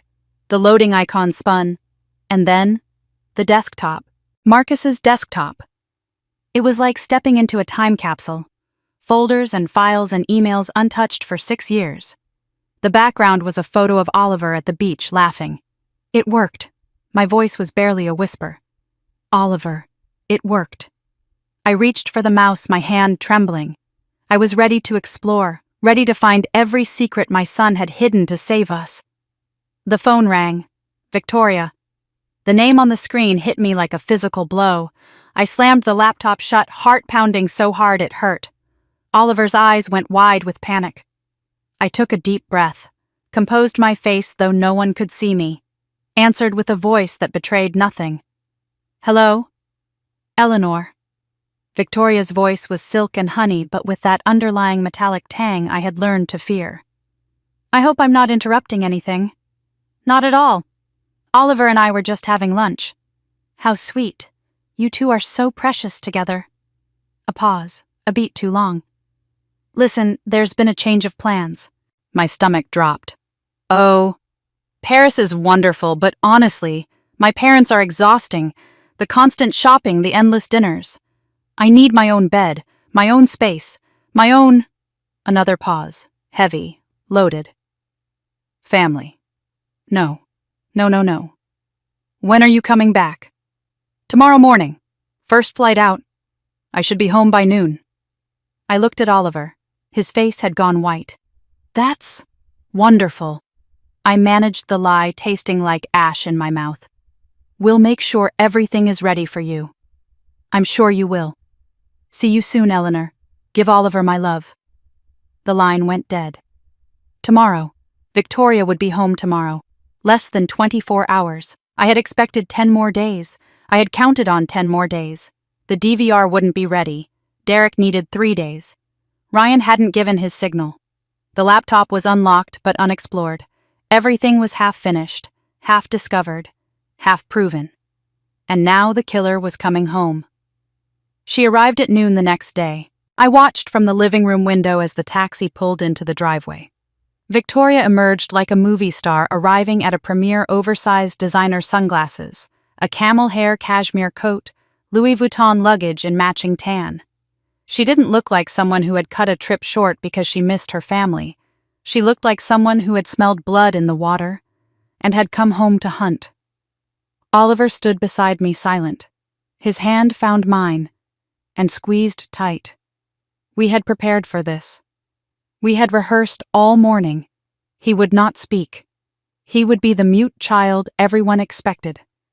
No matter what Victoria said or did, he would not make a sound. The front door opened. Hello, my darlings. Victoria swept into the foyer like she owned the oxygen in the room. Did you miss me? She hugged Oliver first. I watched him go rigid in her arms, his face carefully blank. She held him for a moment too long, her hands testing the tension in his shoulders, studying him. You seem different, sweetheart, she murmured. Calmer. Has Grandma been taking good care of you? Oliver nodded, said nothing. Victoria's eyes narrowed slightly behind her sunglasses. Then she turned to me. Eleanor? She kissed my cheek. Her perfume was expensive and cloying. Her smile was deadly. The house looks different somehow. Have you been redecorating? Just some cleaning. You know how it is. I needed something to keep busy. Her eyes moved slowly across the room. The living room, the kitchen doorway, the basement door. Back to me. Cleaning, of course. She didn't believe me. I could see it in the set of her jaw, the slight tension around her eyes. The cat knew the mouse was hiding something. She just didn't know what yet. Well, Victoria set down her bag. I'm absolutely exhausted. Jet lag is brutal, but first, I think I'll make us all some tea. The cup sat in front of me, steam rising, death waiting inside. Victoria had insisted on making dinner that night. You've been taking care of everything while I was gone. Let me take care of you for once. Her voice was warm, solicitous, the voice of a devoted daughter-in-law. I knew better. She moved through the kitchen like she owned it, opening cabinets, stirring pots, humming softly to herself. All the while her eyes tracked Oliver and me like radar. Oliver sat at the table in perfect stillness. His sketchbook was hidden under his mattress. His voice was locked away again. He was playing the role of his life. Watching him pretend, it hurt more than anything. He seemed so peaceful, Victoria observed, glancing at Oliver as she chopped vegetables. More settled than usual. What's your secret, Eleanor? Routine. A consistent schedule. It helps him feel safe. Does it? She turned back to the stove. I always thought routine made him worse. All that predictability. No stimulation. She was testing me. Every word was a probe. And then she reached for the tea kettle. I know you've been enjoying my special blend, Victoria said, pouring hot water into her grandmother's antique teapot. The one she had inherited from Marcus's grandmother. The one she had claimed for herself. I brought more back from Paris. A lovely little shop in the 5th arrondissement. She hadn't brought tea from Paris. She hadn't had time to shop if she came back this fast. But I smiled and nodded like I believed her. The tea was poured, a cup placed in front of me. Victoria sat across the table, her own cup untouched. Drink up, Eleanor. You look tired. The liquid was amber-colored. It smelled like chamomile. And something else. Something bitter underneath. The smell I had identified the morning Oliver spoke. I picked up the cup. My hand was steady, though my heart was thrashing. I brought it to my lips. Victoria watched. Her eyes never left my hands. I tilted the cup, let the liquid touch my lips, held it in my mouth without swallowing. I said, lowering the cup. Delicious. I set it down and smiled. Is something wrong? Victoria's head tilted slightly. You usually drink faster than that. Just savoring it. It's been a long week. Has it? What have you been up to? The questions were coming faster now, sharper. Nothing special. Taking care of Oliver, some cleaning, reading. You know how it is. Do I? I held her gaze. 2 women across a kitchen table playing a game with life and death as the stakes. Excuse me, I said, standing. I need to use the restroom. I walked calmly down the hallway. My legs felt like lead. I closed the bathroom door, locked it, turned on the faucet full blast, and then I spat the tea into the toilet. My hands were shaking so badly I could barely grip the porcelain edge of the sink. The taste of it, bitter metallic wrong, lingered on my tongue like a curse. I rinsed my mouth 3 times. 4 times.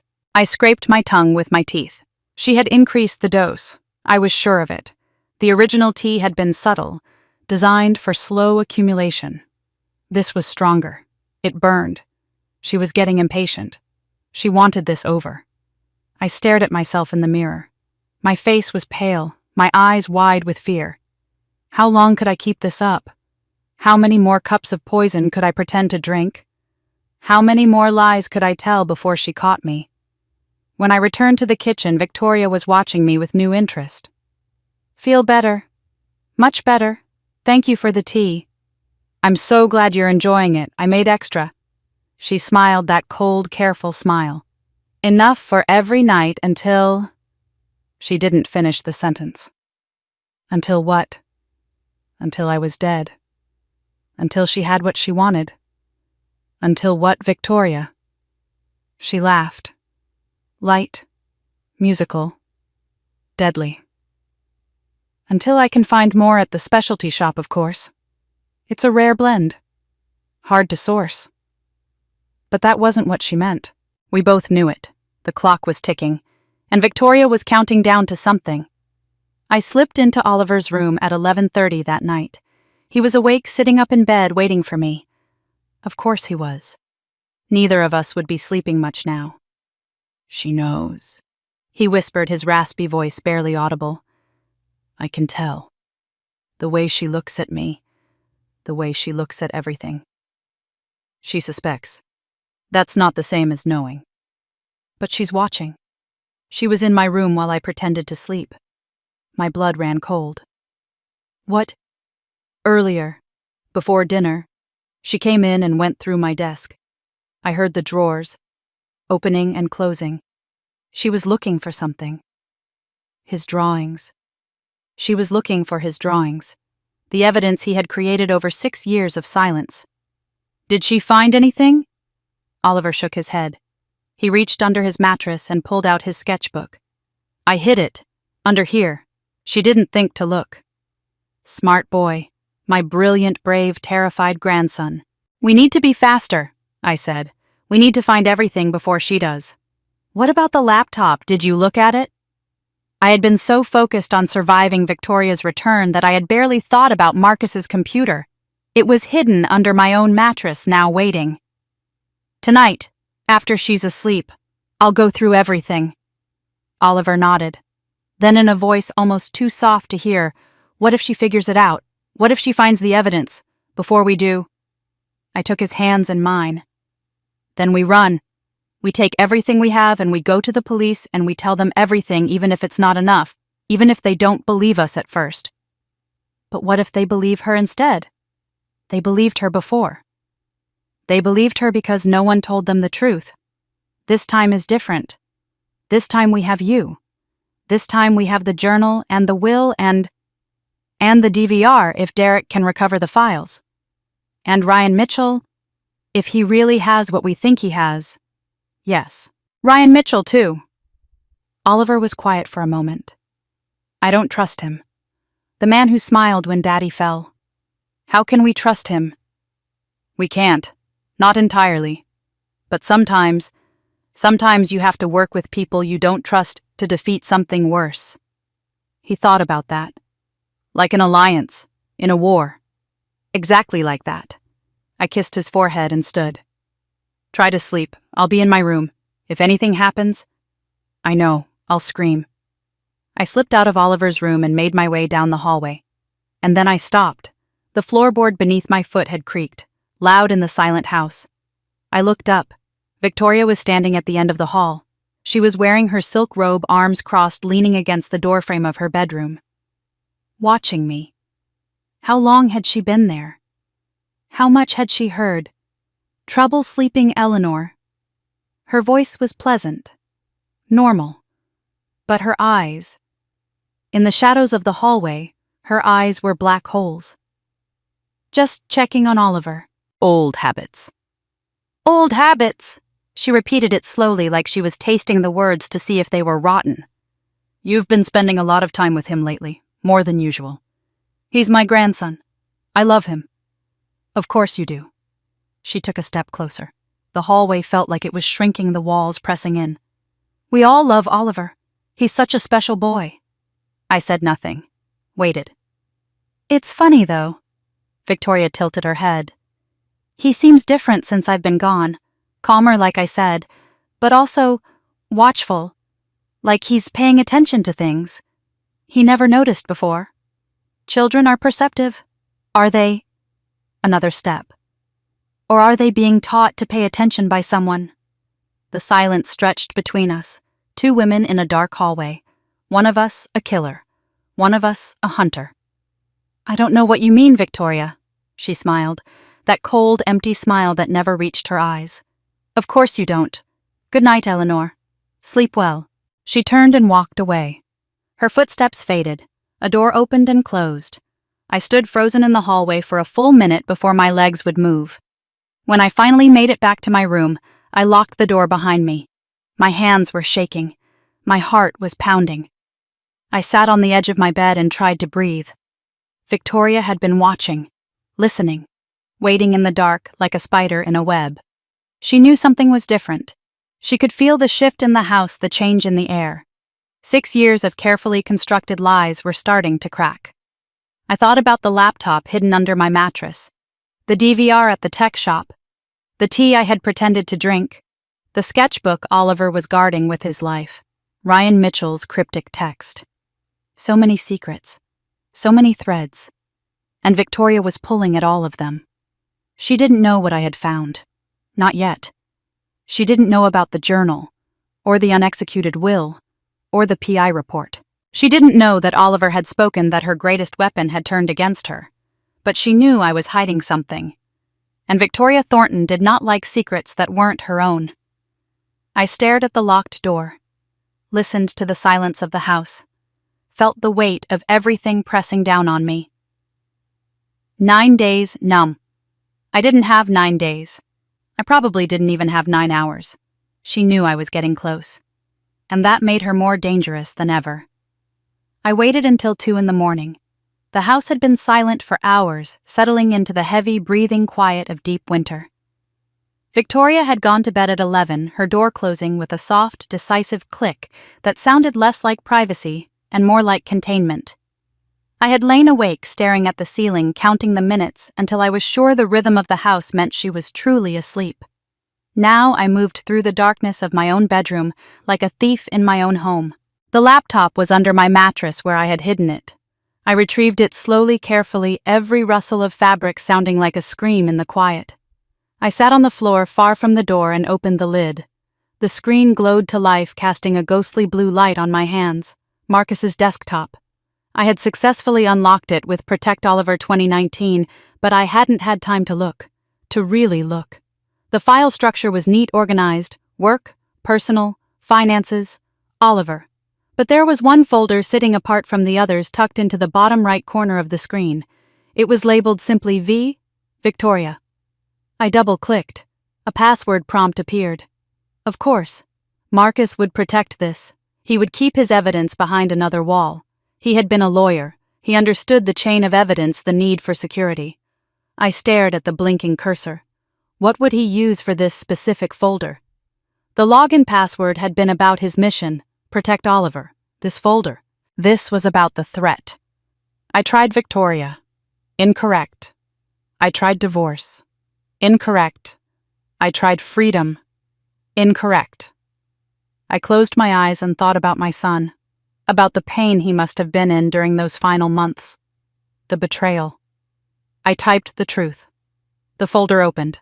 My breath hitched. Inside were hundreds of files, emails, screenshots, PDF documents, audio files. It wasn't just a collection of grievances, it was a dossier.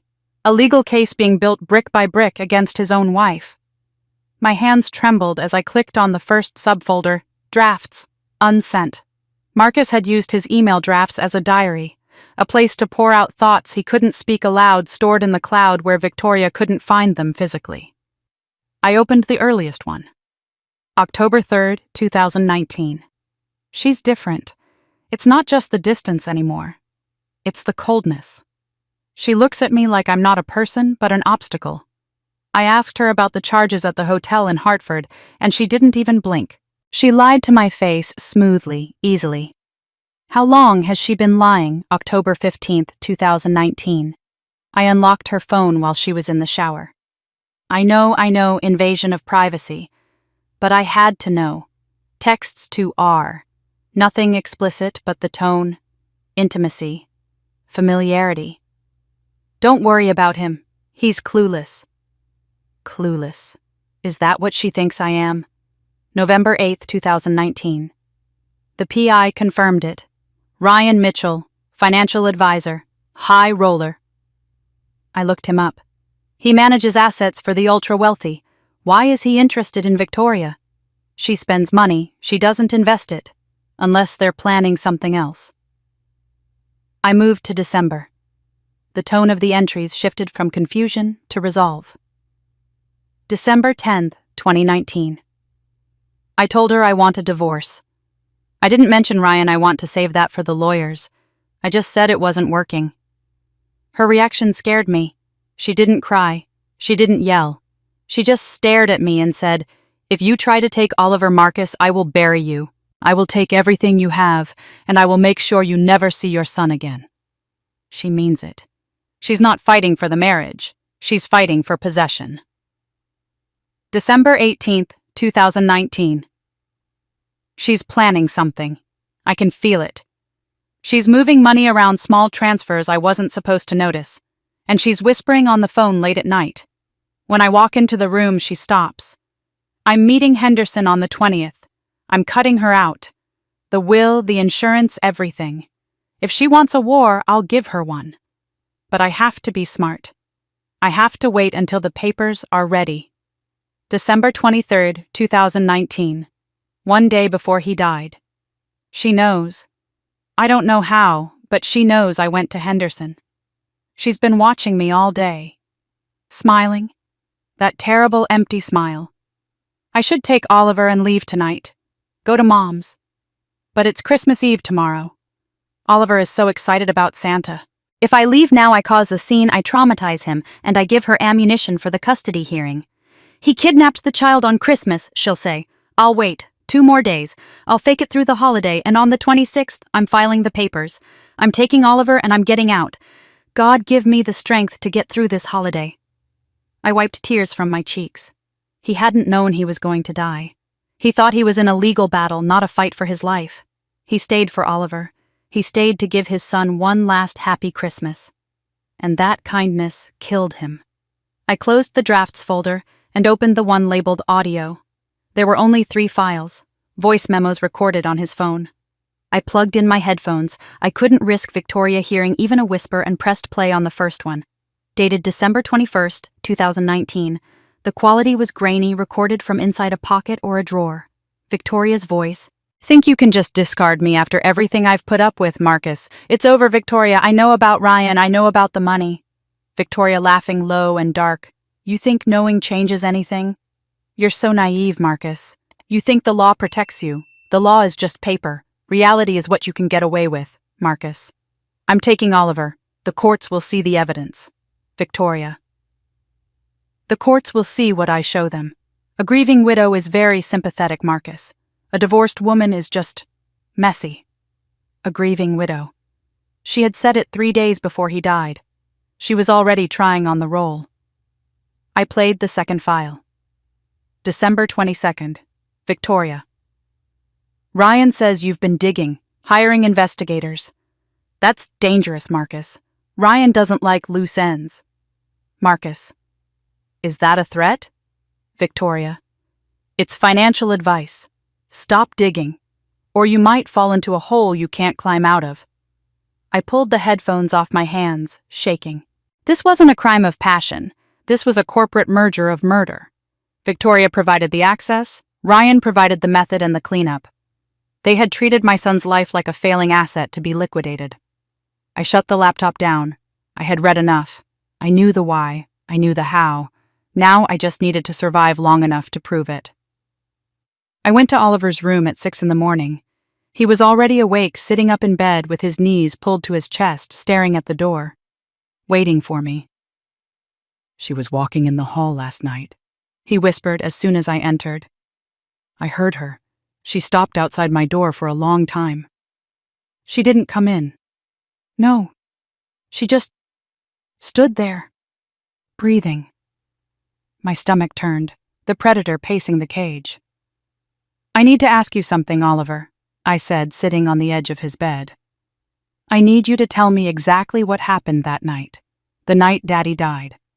I need every detail, no matter how small. Oliver's face went pale, but he nodded. He was ready. I told you about the pushing, he said. Yes, but before that, you said Daddy was on the stairs. Did he look like he was trying to run away? Oliver closed his eyes, accessing the memory he had kept locked in a vault for 6 years. No, he said slowly. He wasn't running. He was backing up. He looked confused. He was holding his hands up like this.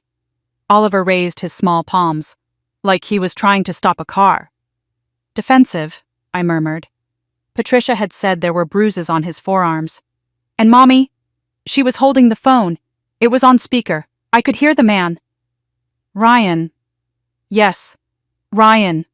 Oliver shivered. Daddy was begging. He said, Victoria, please, we can fix this.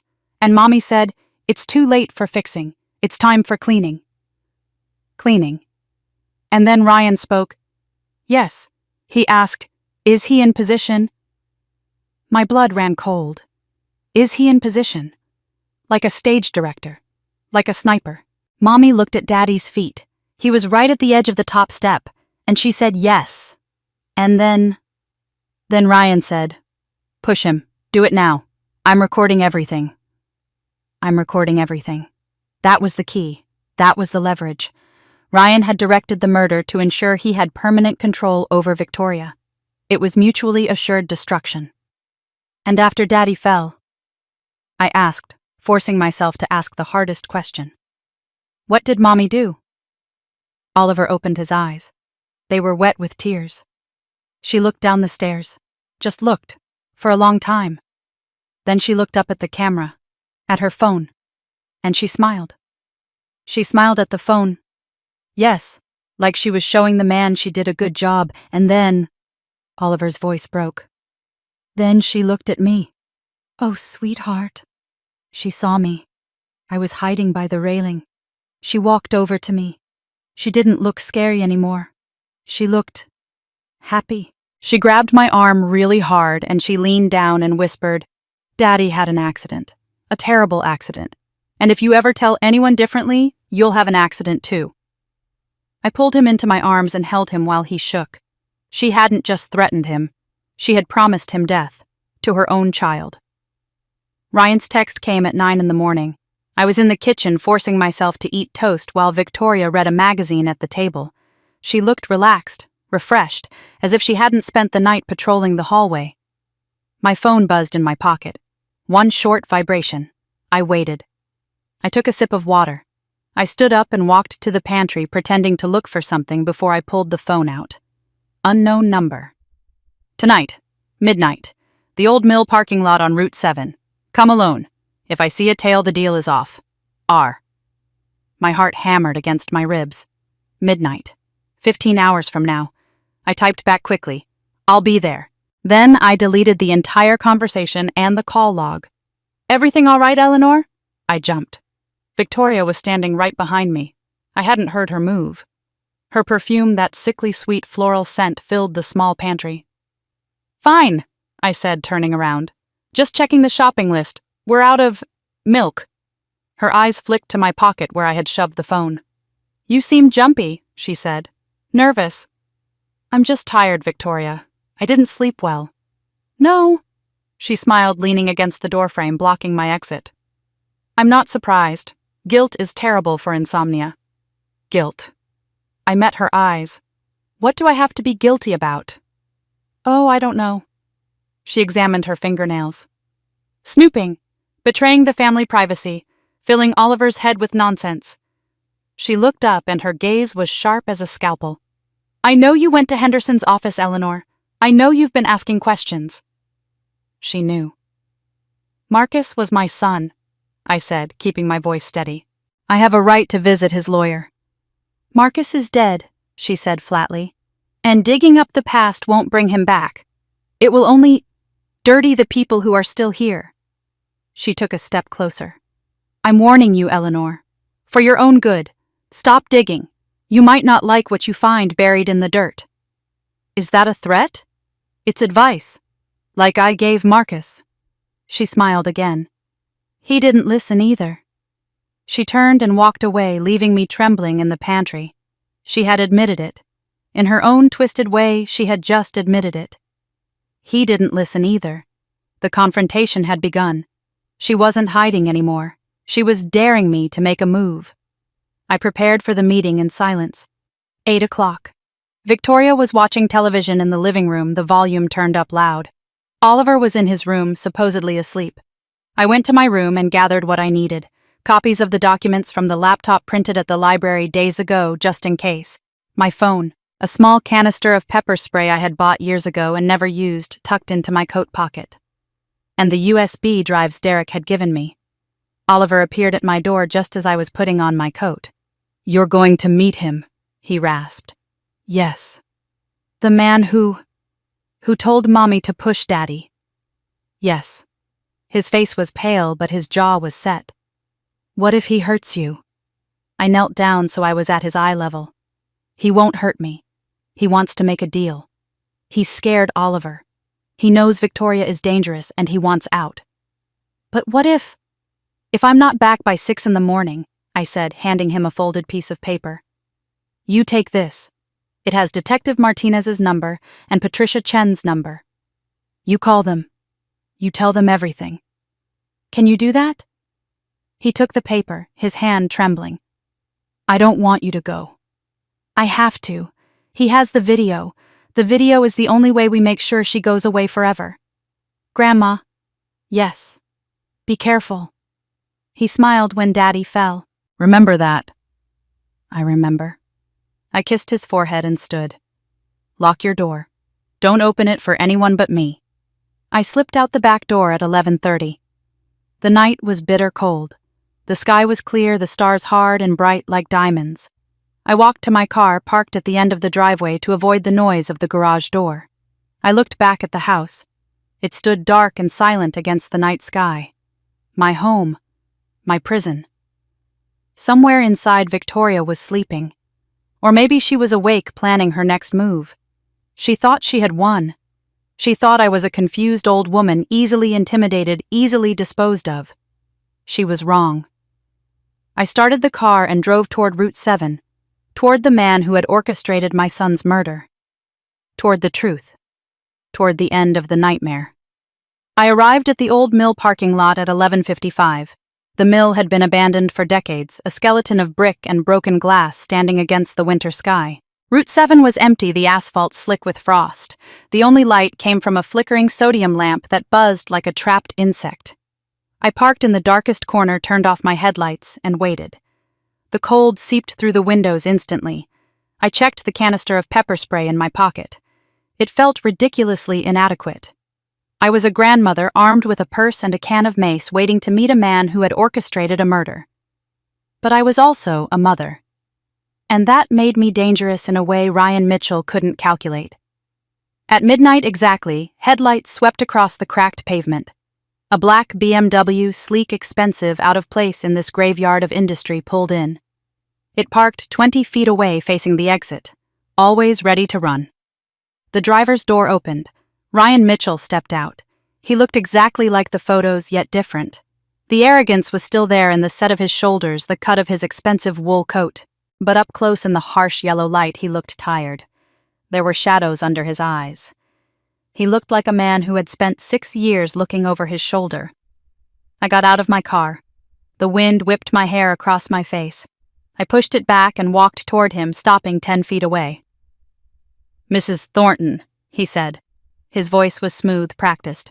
The voice of a man who sold high-risk investments to wealthy people. Thank you for coming alone. Let's skip the pleasantries, I said, my voice steady despite the cold. You know why I'm here? I do. He shoved his hands into his pockets. You want the video, the insurance policy. I want the evidence that proves Victoria killed my son. Evidence you've been using to bleed her dry for 6 years. He smirked, a humorless twitch of the lips. Blackmail is such an ugly word. I prefer to think of it as a consulting fee, for services rendered. You directed a murder, I spat. My grandson heard you. Push him. Do it now. He heard every word. The smirk vanished. For the first time, I saw a flicker of genuine unease in his eyes. The boy remembers that. He remembers everything. He remembers your voice. He remembers your face at the funeral. He remembers you smiling when Marcus fell. I took a step closer, channeling every ounce of rage I had suppressed for 6 years. You're not just a witness, Ryan. You're a co-conspirator. Conspiracy to commit murder. That's a life sentence in this state. Which is why we're here, he said, his voice hardening. Victoria is becoming unstable. She's burning through cash too fast. She's making mistakes, and now she's trying to kill you to access the trust fund. He shook his head. That draws heat. Investigations, autopsies. I don't like heat, Mrs. Thornton. So you want to cut a deal. I want out. Clean. He pulled a smartphone from his pocket. I give you the video, the original file. Metadata, timestamp, everything. It proves Victoria pushed him. It proves she planned it. And in return, you keep my name out of it. You tell the police you found the video on a flash drive Marcus hid. You tell them you don't know who recorded it. You're asking me to let you get away with murder. I'm asking you to be pragmatic. He tapped the phone against his palm. Without this video, it's your word against hers. A traumatized child versus a grieving widow. She'll win, Eleanor. She always wins. She'll take the boy, she'll take the money, and you'll end up dead from heart failure within the month." He was right. God help me, he was right. "Give it to me," I said. "Transfer first." He tapped the screen. "I'm sending a secure link to your number. One download allowed. Once you have it, our business is concluded. I'm leaving the country tomorrow." My phone buzzed. I pulled it out. A text message with a link. "Open it," he commanded. "Check it." I clicked the link. A video player opened. I saw the hallway. I saw Marcus backing away. I saw Victoria's hands. It was shaky. Handheld. Filmed from the top of the stairs just behind Victoria's shoulder. It was horrifyingly intimate. "It's all there," Ryan said. "Audio too." "Fine," I whispered, feeling sick. "You have your deal. Just go." "One piece of advice, Mrs. Thornton." He opened his car door. "Don't underestimate her. Victoria isn't just a killer, she's a survivor. If she thinks she's cornered, she won't surrender. She'll burn the whole house down with you inside it." "I'm counting on it," I said. He paused, looking at me with something like begrudging respect. "Good luck." He got in the car. The engine roared to life. He spun the tires on the frost-slicked pavement and sped away, leaving me alone in the dark with the evidence of my son's murder in my pocket. I drove home slowly, my mind racing. I had it. I actually had it. Ryan Mitchell was a monster, but he was a useful one. With this video, Victoria couldn't hide. She couldn't spin the story. I pulled into the driveway at 3 a.m. The house was dark, silent. I parked the car and walked to the back door, shivering. In my haste to leave earlier, I had forgotten to grab my heavy coat, wearing only a light cardigan. The cold had settled deep into my bones. I unlocked the back door and stepped into the kitchen, moving quietly, intending to creep back to my room and lock the door until morning. Click. The kitchen overhead light snapped on, blindingly bright. I froze. Victoria was sitting at the kitchen table. She was wearing her silk robe, a cup of tea steaming in front of her. Her hair was perfectly brushed. Her face was fresh and alert. She hadn't just woken up. She had been waiting. "Interesting time for a drive, Eleanor," she said.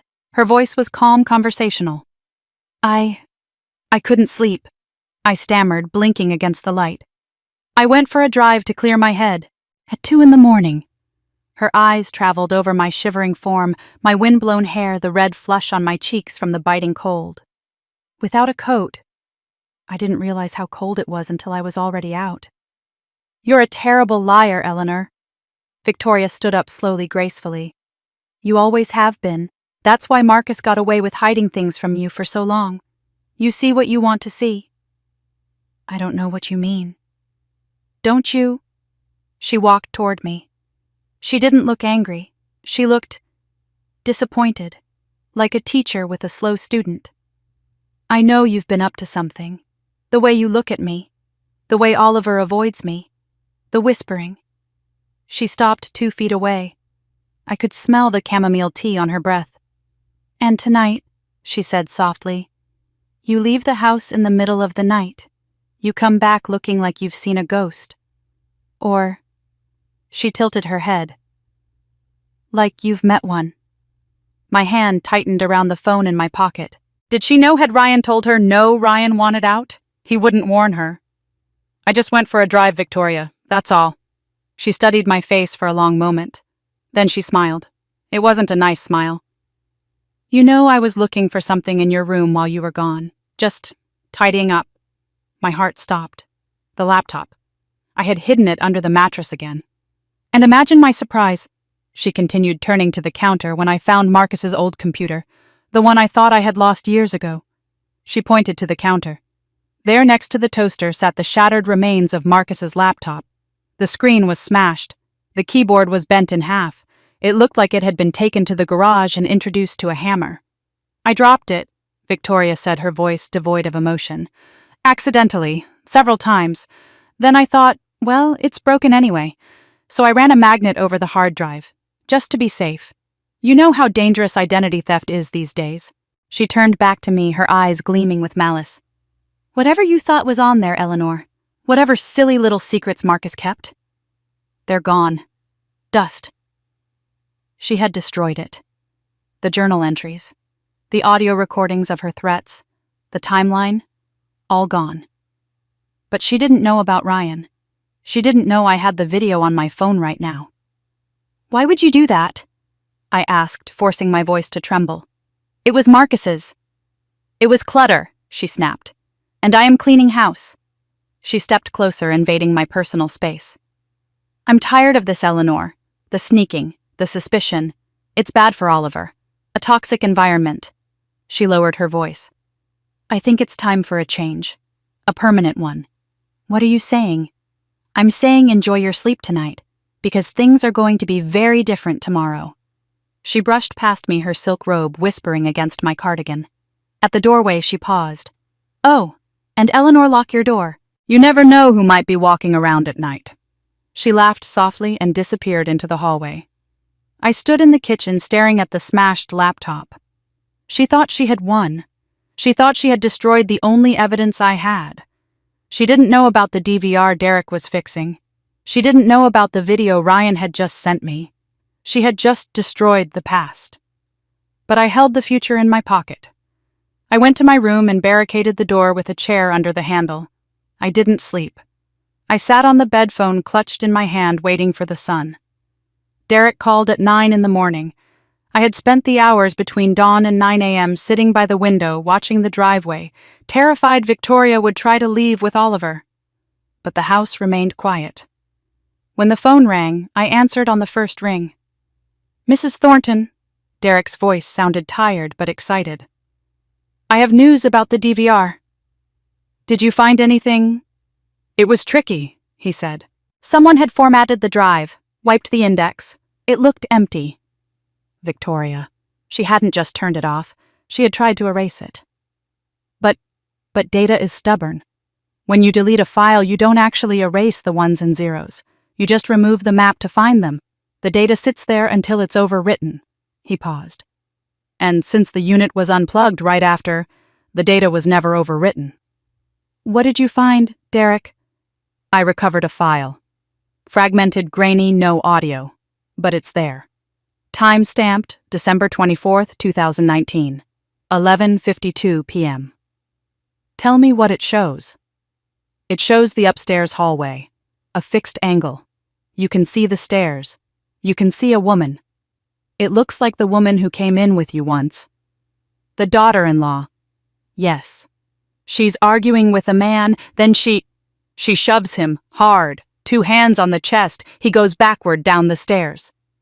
And then she walks to the edge, looks down, then she turns around and she turns the camera off, or pulls the plug. The file ends there." I closed my eyes. It corroborated everything. Ryan's video showed the front view. The DVR showed the side view. It proved she didn't trip, didn't stumble. She shoved him, and then she deliberately disabled the security system to hide the evidence. "I made 3 copies, Derek said. One for you, one for the police, and one I uploaded to a secure cloud server. Just in case." "Smart man," I said. "I'm coming to get them now." "Mrs. Thornton, be careful. The woman in that video?" She didn't hesitate. "I know," I said. "I know." I hung up. I had 2 videos now, 2 angles of a murder. I unlocked my bedroom door and stepped into the hallway. The house was silent. Too silent. "Oliver!" I called out. No answer. I walked to his room. The door was open. The bed was made. The closet door was open. And the room was empty. Panic, cold and sharp, seized my chest. I ran to the living room. Empty. The kitchen. Empty. On the kitchen table, where the smashed laptop had been, there was a note, written on Victoria's heavy, cream-colored stationery. "Took Oliver for a little trip. The Marriott downtown. Don't worry, we're safe. My lawyer will be in touch regarding your visitation rights, if you have any left after your behavior lately." V. She had taken him. While I was on the phone with Derek, while I was barricaded in my room. She had woken him up, packed a bag, and taken him. She knew. She knew the walls were closing in, and she had taken the only leverage that mattered. My grandson. I didn't scream. I didn't collapse. The time for that was over. I grabbed my purse. I checked the pepper spray. I made sure my phone was charged. "You made a mistake, Victoria," I whispered to the empty house. "You thought taking him would stop me." I walked out the door. "You just gave me a reason to burn you to the ground." I spent the next hour on the floor of Oliver's empty room. I didn't cry. I didn't wail. I sat cross-legged on the rug, holding the note Victoria had left, breathing in the scent of the room, pencil shavings, laundry detergent, and the faint, sweet smell of a little boy who had finally started to feel safe. The despair was there, lurking at the edges of my mind like a black tide waiting to rush in. But I held it back with a dam built of something stronger. Cold, clinical rage. I looked at the note again. The Marriott downtown. She had taken him to a public place. That was smart. It meant I couldn't just storm in and drag him out without causing a scene that would get me arrested. She had legal custody. To the outside world, she was a concerned mother taking her son on a local getaway. I was the unstable grandmother she had been warning everyone about. She thought she had checkmated me. She thought that by destroying the laptop and taking the hostage, she had stripped me of my weapons. But she didn't know about Derek, and she didn't know about the file on my phone. I stood up. My knees cracked, but my legs were steady. I went to the closet. Tucked in the back behind a row of winter coats that Oliver had outgrown was a small cardboard box. Inside sat a worn brown teddy bear with a frayed red ribbon. Marcus had bought it for Oliver's first birthday. I picked it up. It smelled like dust and memories. "I'm coming for you," I whispered to the empty room. "Hold on, little bear. I'm coming." I didn't grab a coat. I grabbed my purse, my keys, and the determination of a woman with nothing left to lose. I drove to Derek's shop with a singular focus. The world outside my windshield was gray and blurry, but my destination was razor sharp. Derek was waiting. He had the closed sign flipped on the door, but he unlocked it as soon as he saw my car. "You look like you're going to war, Mrs. Thornton," he said as I walked in. "I am." He reached under the counter and pulled out a small anti-static bag containing 3 USB drives. "I verified the files again," he said, his voice serious. "It's all there. December 24th, 2019, 11:52 p.m. The timestamp is embedded in the metadata. It's admissible in court." "You're sure?" "I'm sure." "And—" He hesitated, then pulled up a screen on his workbench computer. "I enhanced a few frames, right at the end, before the feed cuts." He pointed to the monitor. It was a freeze frame. Grainy black and white, but unmistakable. Victoria standing at the top of the stairs. Her arm was extended, her hand just pulling back from the shove. Her face was turned toward the camera lens. She wasn't just looking at the camera. She was reaching for the power cord. Her expression was focused, cold, efficient. "She knew exactly where the backup unit was," Derek said. "She didn't just turn off the system, she physically unplugged the redundancy drive. That proves knowledge, and intent to conceal." "Intent," I repeated. "That's the difference between manslaughter and murder one." I took the drives. They felt light in my hand, negligible. It was terrifying to think that justice for a human life could fit into something so small. "How much do I owe you for the enhancement?" Derek shook his head. "On the house. Just get her." "I will." I walked out to the car. I had the DVR evidence. I had Ryan's video on my phone. Now I needed an army. I called Patricia Chen from the parking lot. "Ellie," her voice was tight. "I've been worried. You haven't checked in." "She took him, Patty. She took Oliver." "What?" "She's at the Marriott downtown. She destroyed Marcus's laptop so she thinks she's safe. She thinks she won." "Ellie, listen to me. Do not go to that hotel alone. If she's desperate enough to kidnap him..." "I'm not going alone, and I'm not going empty-handed." I took a deep breath. "I have the video, Patty, the one from Ryan Mitchell, and I have the security footage from the attic." Silence, then a sharp intake of breath. "You actually got it." "I have 2 angles of the murder. I have audio of the conspiracy. I have proof of the cover-up." I started the engine. "I'm coming to your office. Call that detective you mentioned. Martinez. Tell her to be there." "I'm calling her now. Drive safe, Ellie." The medical examiner's office was a sterile, fluorescent-lit fortress. I met Patricia in the lobby. She looked at my face at the dark circles under my eyes, the set of my jaw, and didn't ask if I was okay. She just swiped her badge and led me to the conference room. Detective Sarah Martinez was already there. She was formidable. That was the only word for her. Sharp features, dark eyes that missed nothing, and an air of coiled energy. She was looking at a file on the table, but she stood up when I entered. "Mrs. Thornton."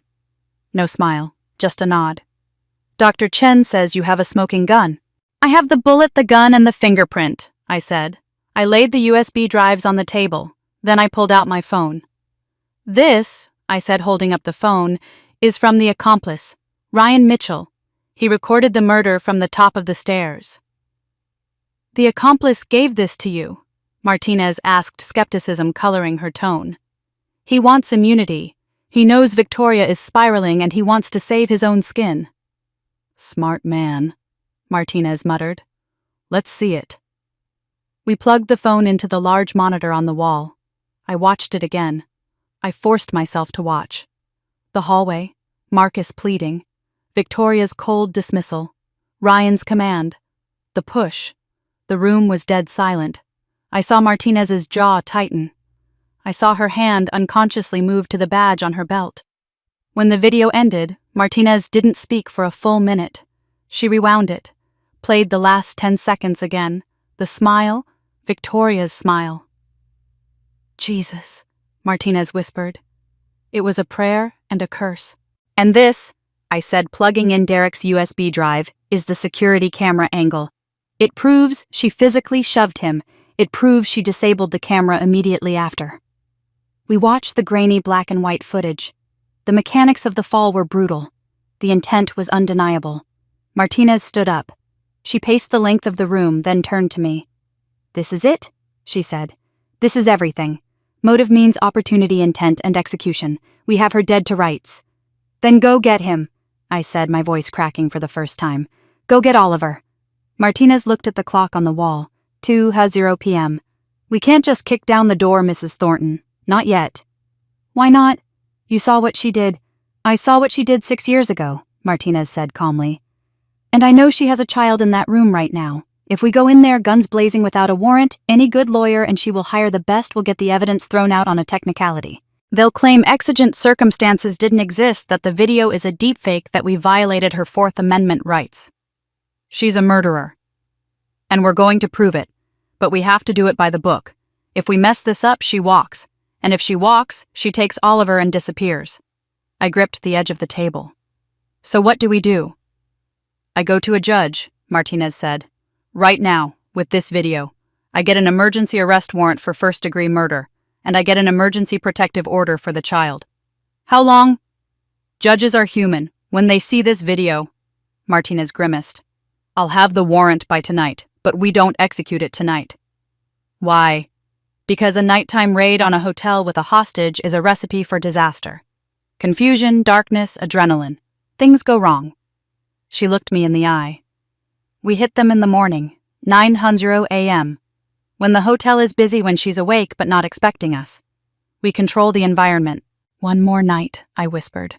"You want me to leave him with her for one more night?" "I want you to get him back forever," Martinez said. "And this is the only way to guarantee that." I looked at Patricia. She nodded slowly. "She's right, Ellie. Victoria is cornered. If we panic her in the middle of the night, she might do something drastic. Drastic. Murder-suicide." The words hung unspoken in the air. "Fine," I said. The word tasted like bile. "One more night." I didn't go home. I couldn't go back to that empty house. I sat in the waiting room of the medical examiner's office while Patricia worked and Martinez went to the courthouse. I held Oliver's teddy bear in my lap, my thumb stroking the frayed ribbon. I thought about the timeline. 6 years ago, I had failed to see the signs. 10 days ago, I had started looking. Tomorrow, I would finish it. My phone buzzed. A text from Ryan. "Radio silence from V. She thinks she's safe. Don't disappoint me, Mrs. Thornton." I didn't reply. Ryan Mitchell was a ghost now, a loose end to be tied up later. At 8:00 p.m., Martinez returned. She looked exhausted, but she held a sheaf of papers in her hand like a sword. "We got it," she said. "Judge didn't even hesitate. Signed the warrant before the video even finished playing. So we stage at 8:30 a.m., a block from the Marriott. We go in at 9:00. She sat down next to me. "Mrs. Thornton, I need you to prepare yourself. When we go in, Victoria isn't going to surrender quietly. She's a narcissist who's losing control. She will use Oliver as a shield. She will lie. She will scream."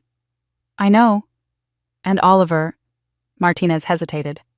"If she's been keeping him quiet this long, she might have sedated him." The tea, the poison, of course. She wouldn't just rely on threats. She would use chemistry. "I'm a nurse," I said. "I know how to handle sedation. Just get me to him." "We will."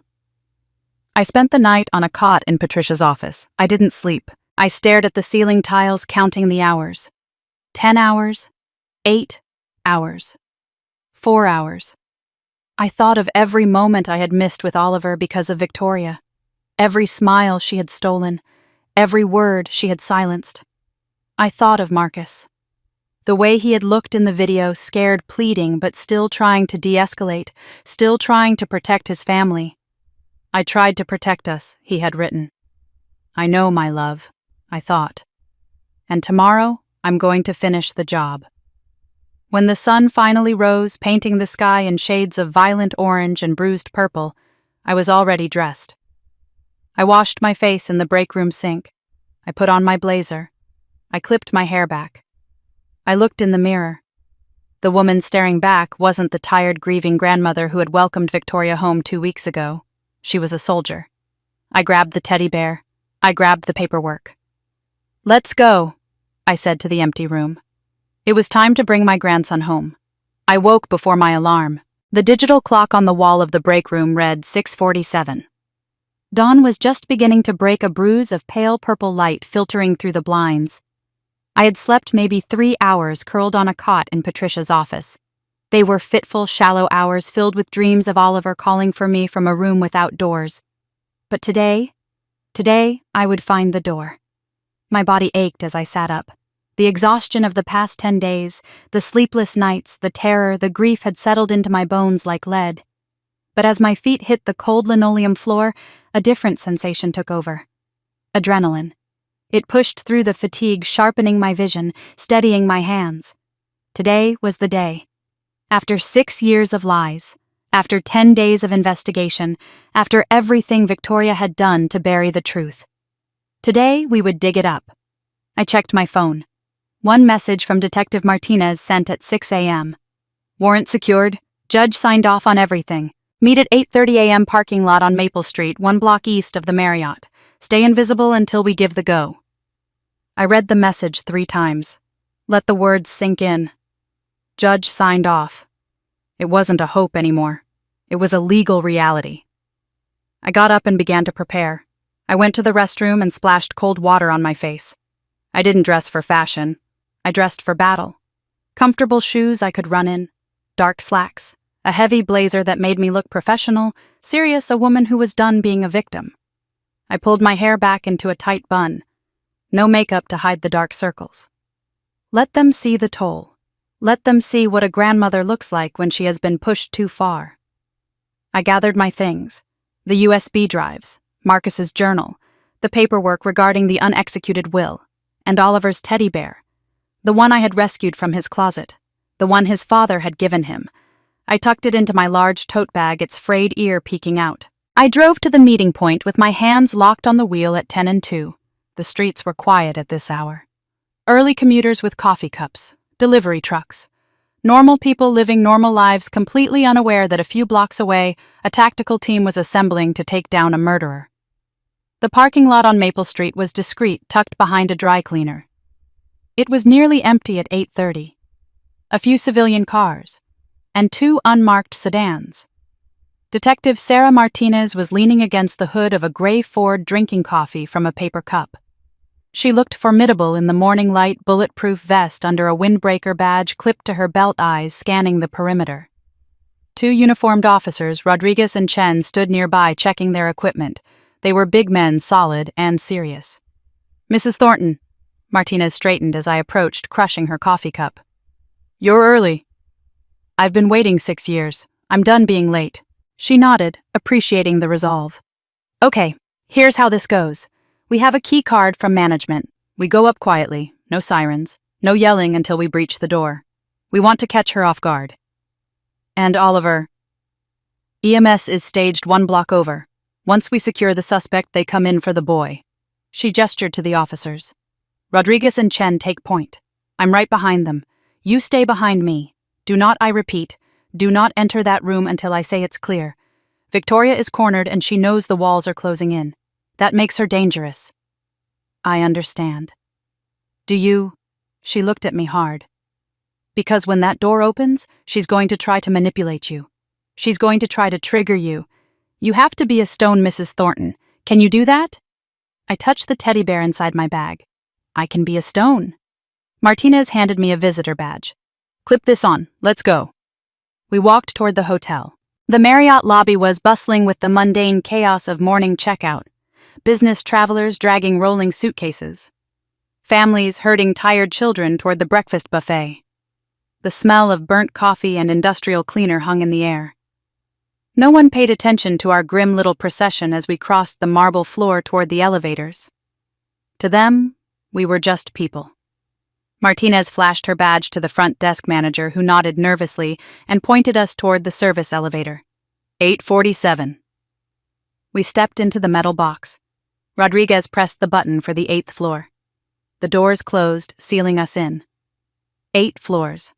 It felt like climbing Everest. The elevator hummed and shuddered, and I watched the digital numbers tick upward. 3, 4, 5. My heart was hammering against my ribs, a frantic bird trying to escape. Is he okay? Is he hurt? Did she realize we were coming? Ryan's warning echoed in my mind. V has eyes everywhere. 6, 7. The elevator dinged. The doors slid open. The hallway stretched before us, long and lined with identical cream-colored doors. The carpet muffled our footsteps. It was quiet. The Do Not Disturb signs hung on a few knobs like sleeping eyes. Room 847 was at the end of the hall. Martinez signaled for silence. We moved in formation. Rodriguez on the left of the door, Chen on the right, Martinez in the center. Me 10 feet back, pressed against the wall. Martinez listened at the door for a moment. Silence. She nodded to Rodriguez. He swiped the master key card. The lock clicked green. In one fluid motion, he pushed the door open. "Police!" Martinez shouted, storming into the room, weapon drawn but low. "Victoria Thornton, show me your hands!" I waited for a scream, for the sound of a struggle. Instead, there was silence. "What is the meaning of this?" Victoria's voice. Cool, annoyed, as if room service had brought the wrong order. "Clear," Martinez called out. I stepped into the doorway. The room was a standard suite. King bed desk sitting area by the window. It smelled of Victoria's perfume, that cloying floral scent and stale air. Victoria was standing by the desk. She was wearing a silk robe, cream-colored pristine. Her hair was brushed to a shine. Her makeup was flawless. She held a cup of tea in one hand, looking at the intruders with an expression of imperious disdain. Even now, even with guns pointed at her, she was performing.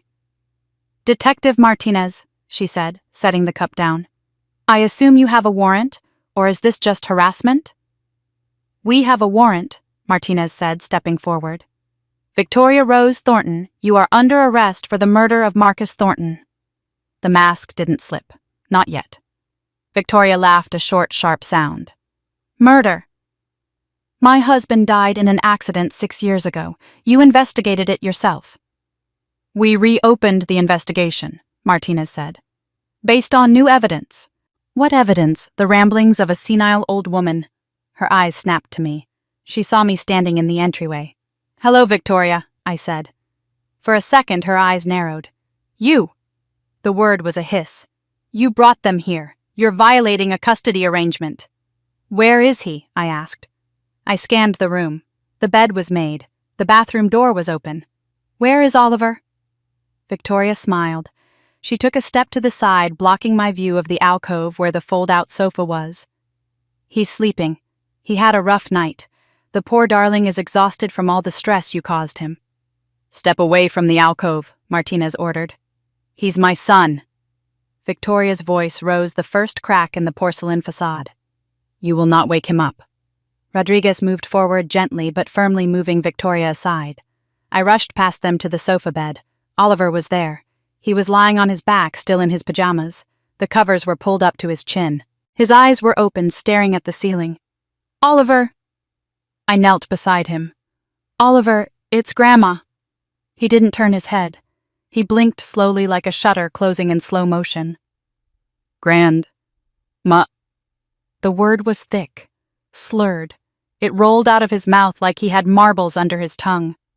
I grabbed his wrist. His pulse was slow, thready.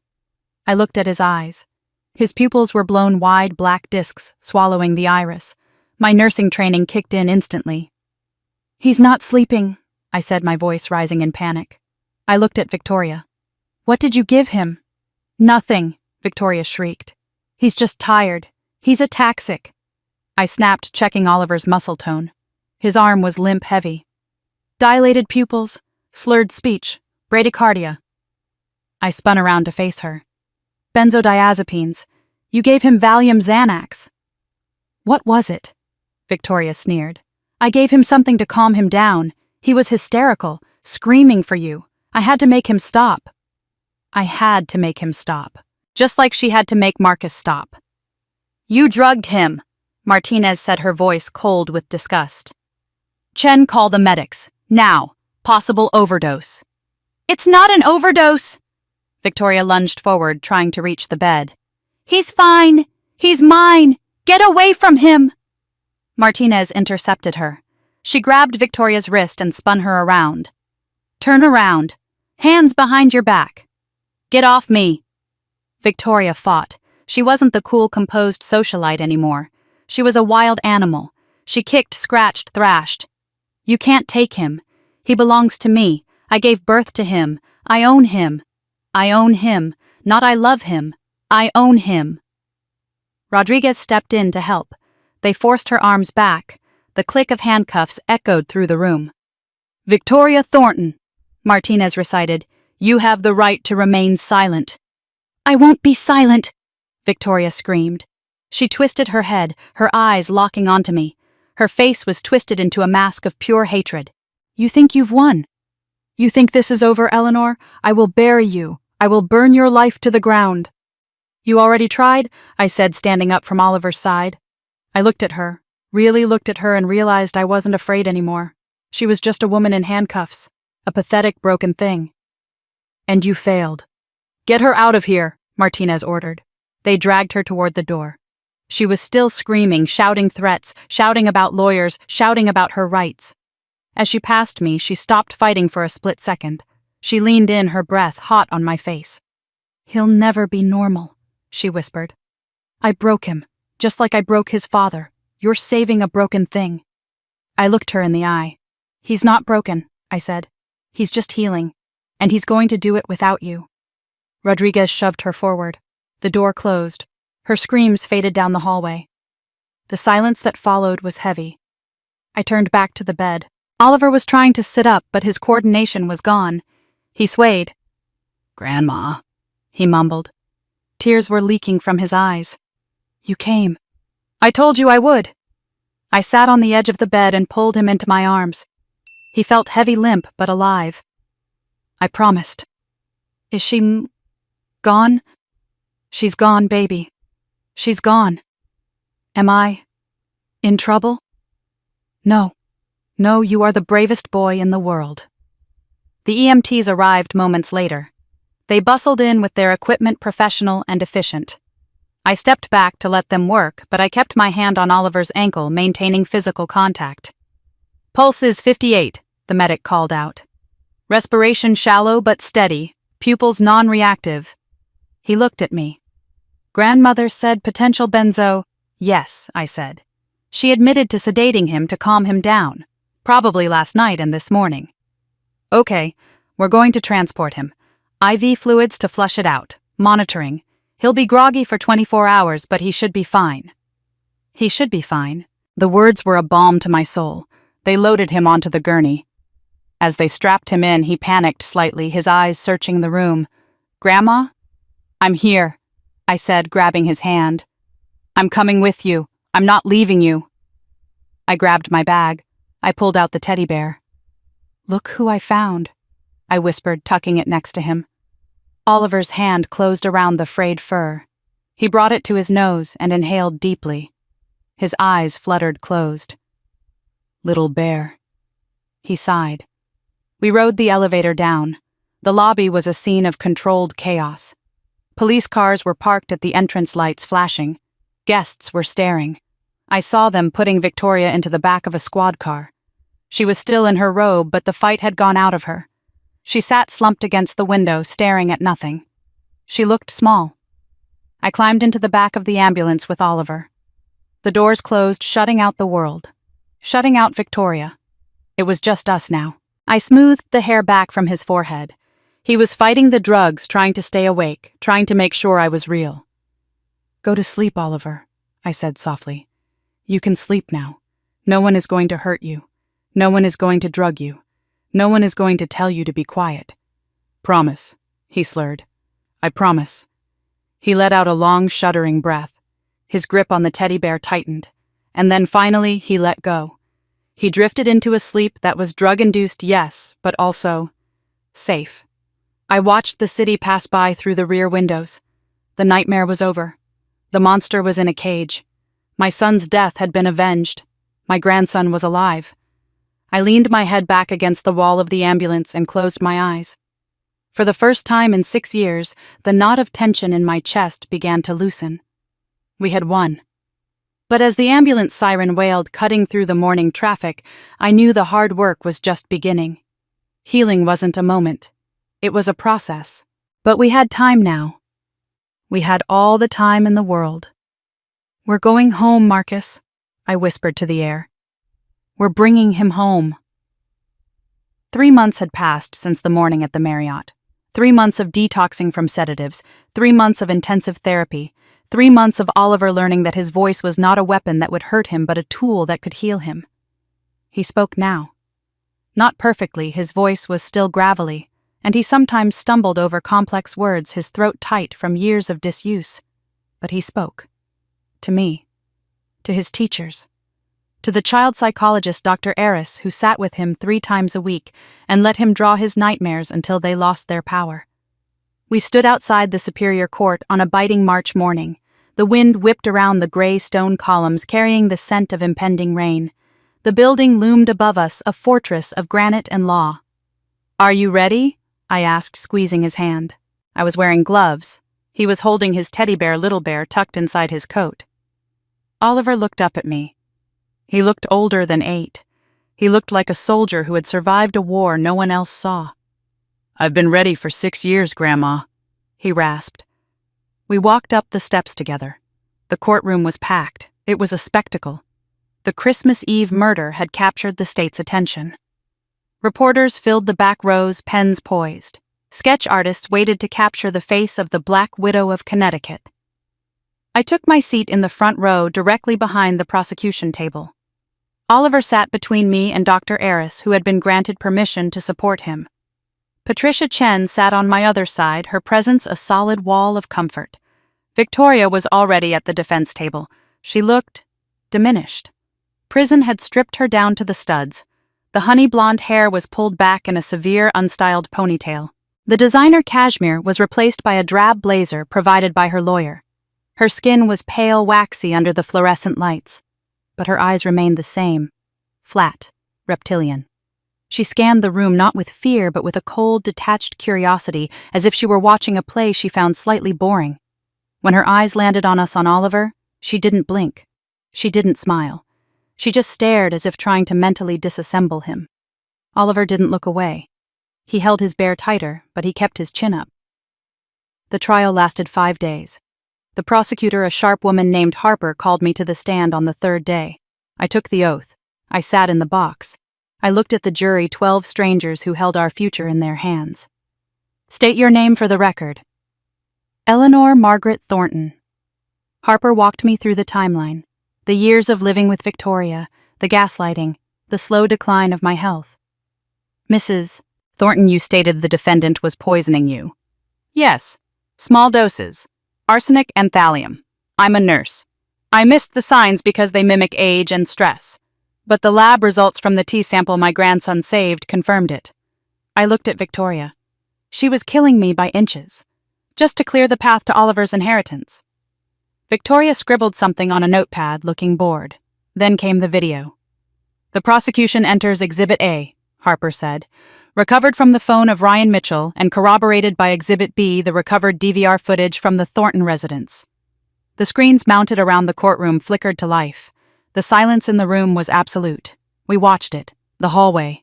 Marcus pleading, his hands raised in surrender. Victoria's cold, impassive face. Is he in position?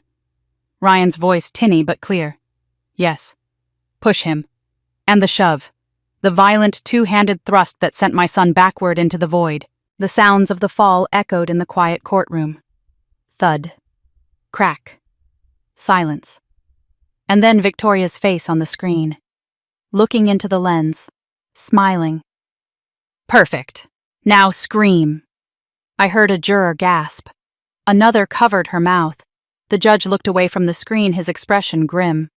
I looked at the real Victoria. For the first time, the mask slipped. Her jaw clenched. She stared at the screen with a mixture of hatred and embarrassment. Not guilt. She wasn't ashamed of killing him. She was ashamed of being caught. Oliver took the stand the next afternoon. The judge cleared the courtroom of cameras for his testimony, though the reporters were allowed to stay. Dr. Aris walked him to the stand and sat in a chair nearby. The judge lowered his own chair to be closer to eye level. Hello, Oliver, the judge said gently. Do you know the difference between the truth and a lie? Yes, Oliver said. His voice was raspy, amplified by the microphone. A lie is what Mommy told everyone. The truth is what I saw. Please tell the jury what you saw. Oliver took a breath. He looked at me. I nodded. I saw Mommy push Daddy, he said. Simple. Brutal. I was on the stairs. Daddy was begging her to stop. But the man on the phone, Ryan, told her to do it. And after, Harper asked softly, after Daddy fell, Mommy walked over to me. Oliver's hand shook and he placed it flat on the railing to steady it. She grabbed my arm. It hurt. She smiled at me and said, Daddy had an accident, and if you ever tell anyone different, you'll have an accident too. The defense attorney, a high-priced shark named Sterling, rose for cross-examination. He knew he had to be careful. Oliver, Sterling said, his voice sickly sweet. You were very young when this happened. 2 years old. Isn't it possible you had a nightmare that you're confusing a bad dream with reality? Oliver looked at him. I didn't dream the man on the phone, Oliver said.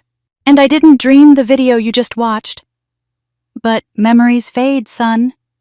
Not this one, Oliver said. He pointed a small finger at Victoria. I remember her smile. Mothers aren't supposed to smile when daddies die. That's how I know it wasn't a dream. Sterling paused. He looked at the jury. He saw their faces hard, angry, protective. He knew he had lost.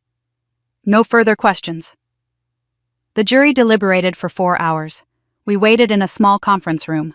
I drank coffee I couldn't taste. Patricia paced. Oliver colored in a coloring book, staying inside the lines with intense focus. At 3:30 p.m., the bailiff knocked. They have a verdict. We filed back in. The air in the courtroom was electric, charged with the energy of judgment. Victoria stood. She didn't look at the jury. She looked straight ahead at the judge's bench, her chin high.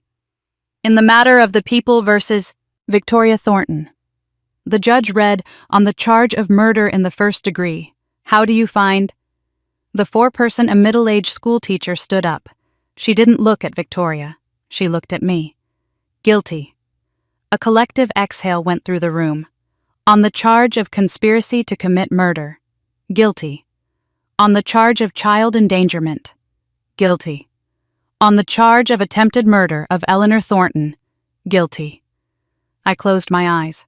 Tears hot and fast slipped down my cheeks.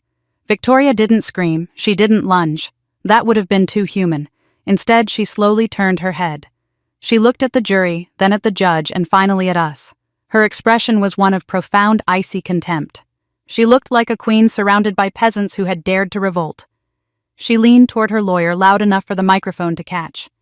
"Incompetent fools," she hissed. "All of you." It was the chilling arrogance of a psychopath who believed until the very end that she was smarter than everyone else. The sentencing hearing happened 2 weeks later. The judge was not lenient. The video, the poisoning, the psychological torture of a child, it painted a picture of a monster. "Victoria Thornton," the judge said, peering over his glasses. "In 30 years on the bench, I have rarely seen such calculated cruelty. You not only took a life, you tried to erase the lives of your son and mother-in-law to cover your tracks." Victoria stood shackled at the waist and ankles. "I sentence you to life in prison without the possibility of parole, plus 20 years for conspiracy and attempted murder to be served consecutively." He banged the gavel. The sound was like a thunderclap clearing the air. "Take her away." As the bailiffs moved to escort her, Victoria stopped. She planted her feet. She turned fully toward the gallery. She locked eyes with me. Then her gaze slid down to Oliver. She didn't scream threats. She didn't vow revenge. She simply smiled that same faint, patronizing smile she had worn for 6 years. "He'll never forget me," she said softly. Her voice carried in the silent room. "I'm in his blood. I'm in his head. You can't scrub me out, Eleanor." I stood up. I put my hand on Oliver's shoulder. "You're right," I said, my voice steady. "He won't forget you. He will remember you as the bad thing that happened to him once. And every day he is happy, every day he is safe will be a victory over you." Victoria's smile faltered. For the first time she looked small, irrelevant. The bailiff shoved her forward. "Let's go." She walked out the side door, the chains rattling around her ankles. The door closed with a heavy thud. She was gone. 6 months later. The kitchen was flooded with September sunlight. It danced off the new yellow curtains I had hung, replacing Victoria's heavy gray drapes. I stood in the doorway holding a basket of laundry, watching Oliver at the stove. He was standing on a step stool, wielding a spatula with serious concentration. The smell of butter and eggs filled the air. "Low heat," he mumbled to himself, his voice much clearer now, the rasp almost gone. "Keep it moving. Creamy, not rubbery." He was making Harold's eggs. He was taller. He had grown 3 inches over the summer. His cheeks had filled out, losing that gaunt, haunted look. He was wearing a soccer jersey. He had joined the local team as a goalie. He liked blocking shots. He liked protecting the net. "Grandma?" He didn't turn around. "I made tea. It's on the table." I looked at the table. A mug of Earl Grey sat there. Steam curled lazily into the air. 6 months ago, a cup of tea was a weapon. It was a symbol of my own blindness. Now it was just tea. I walked over and picked it up. I took a sip. It was perfect. "Thank you, Chef Oliver." He grinned, turning around with a plate of scrambled eggs. "I think I got the texture right this time. Grandpa would be impressed." "Grandpa would be over the moon," I said, kissing the top of his head. "And so would your dad." Oliver's smile softened, but it didn't disappear. We talked about Marcus often now. We didn't whisper his name like a secret anymore. We brought him into the room with us. "I have a game today," Oliver said, sitting down and digging into his eggs. "Ryan, the other Ryan from school, said we're playing the Tigers. They're tough." "You're tougher," I said. "I know." He said it without arrogance. Just a fact. "Dr. Eris said I don't have to come in next week. She said I'm graduating to once a month." "That's wonderful news." He chewed thoughtfully. "Grandma." "Yes." "Do you think she thinks about us in prison?" He didn't say her name. He didn't call her Mommy anymore, just she. "I'm sure she does," I answered honestly. "She has a lot of time to think." "Good." Oliver took a sip of his orange juice. "I hope she thinks about us being happy. I hope it drives her crazy." I laughed. It was a startled, genuine sound. "That is a very healthy level of spite, Oliver. Dr. Eris calls it reclaiming the narrative," he said with a grin. We finished breakfast in the comfortable silence of a home that was truly ours. The ghosts were gone. The secrets were dug up and bleached by the sun. Oliver took his plate to the sink. He grabbed his backpack and his soccer ball. "Ready for school?" I asked. "Ready." He stopped at the door. He looked back at the kitchen, at the sunlight, at the tea mug, at me. "I love you, Grandma," he said. 3 simple words, words that most people threw away without thinking. But from him, from the boy who had sealed his voice to survive, who had broken that seal to save my life, they were a miracle. "I love you too, Oliver." He opened the door and ran out into the bright autumn morning. I watched him go running down the driveway, a boy with a heavy past but a limitless future. I turned back to the kitchen. I picked up my tea. I walked to the window and looked out at the garden. The flowers were dying back for winter, but I knew the bulbs were sleeping underground waiting for spring. They always came back. Life always came back. I took a sip of tea, warm and sweet. It tasted like freedom.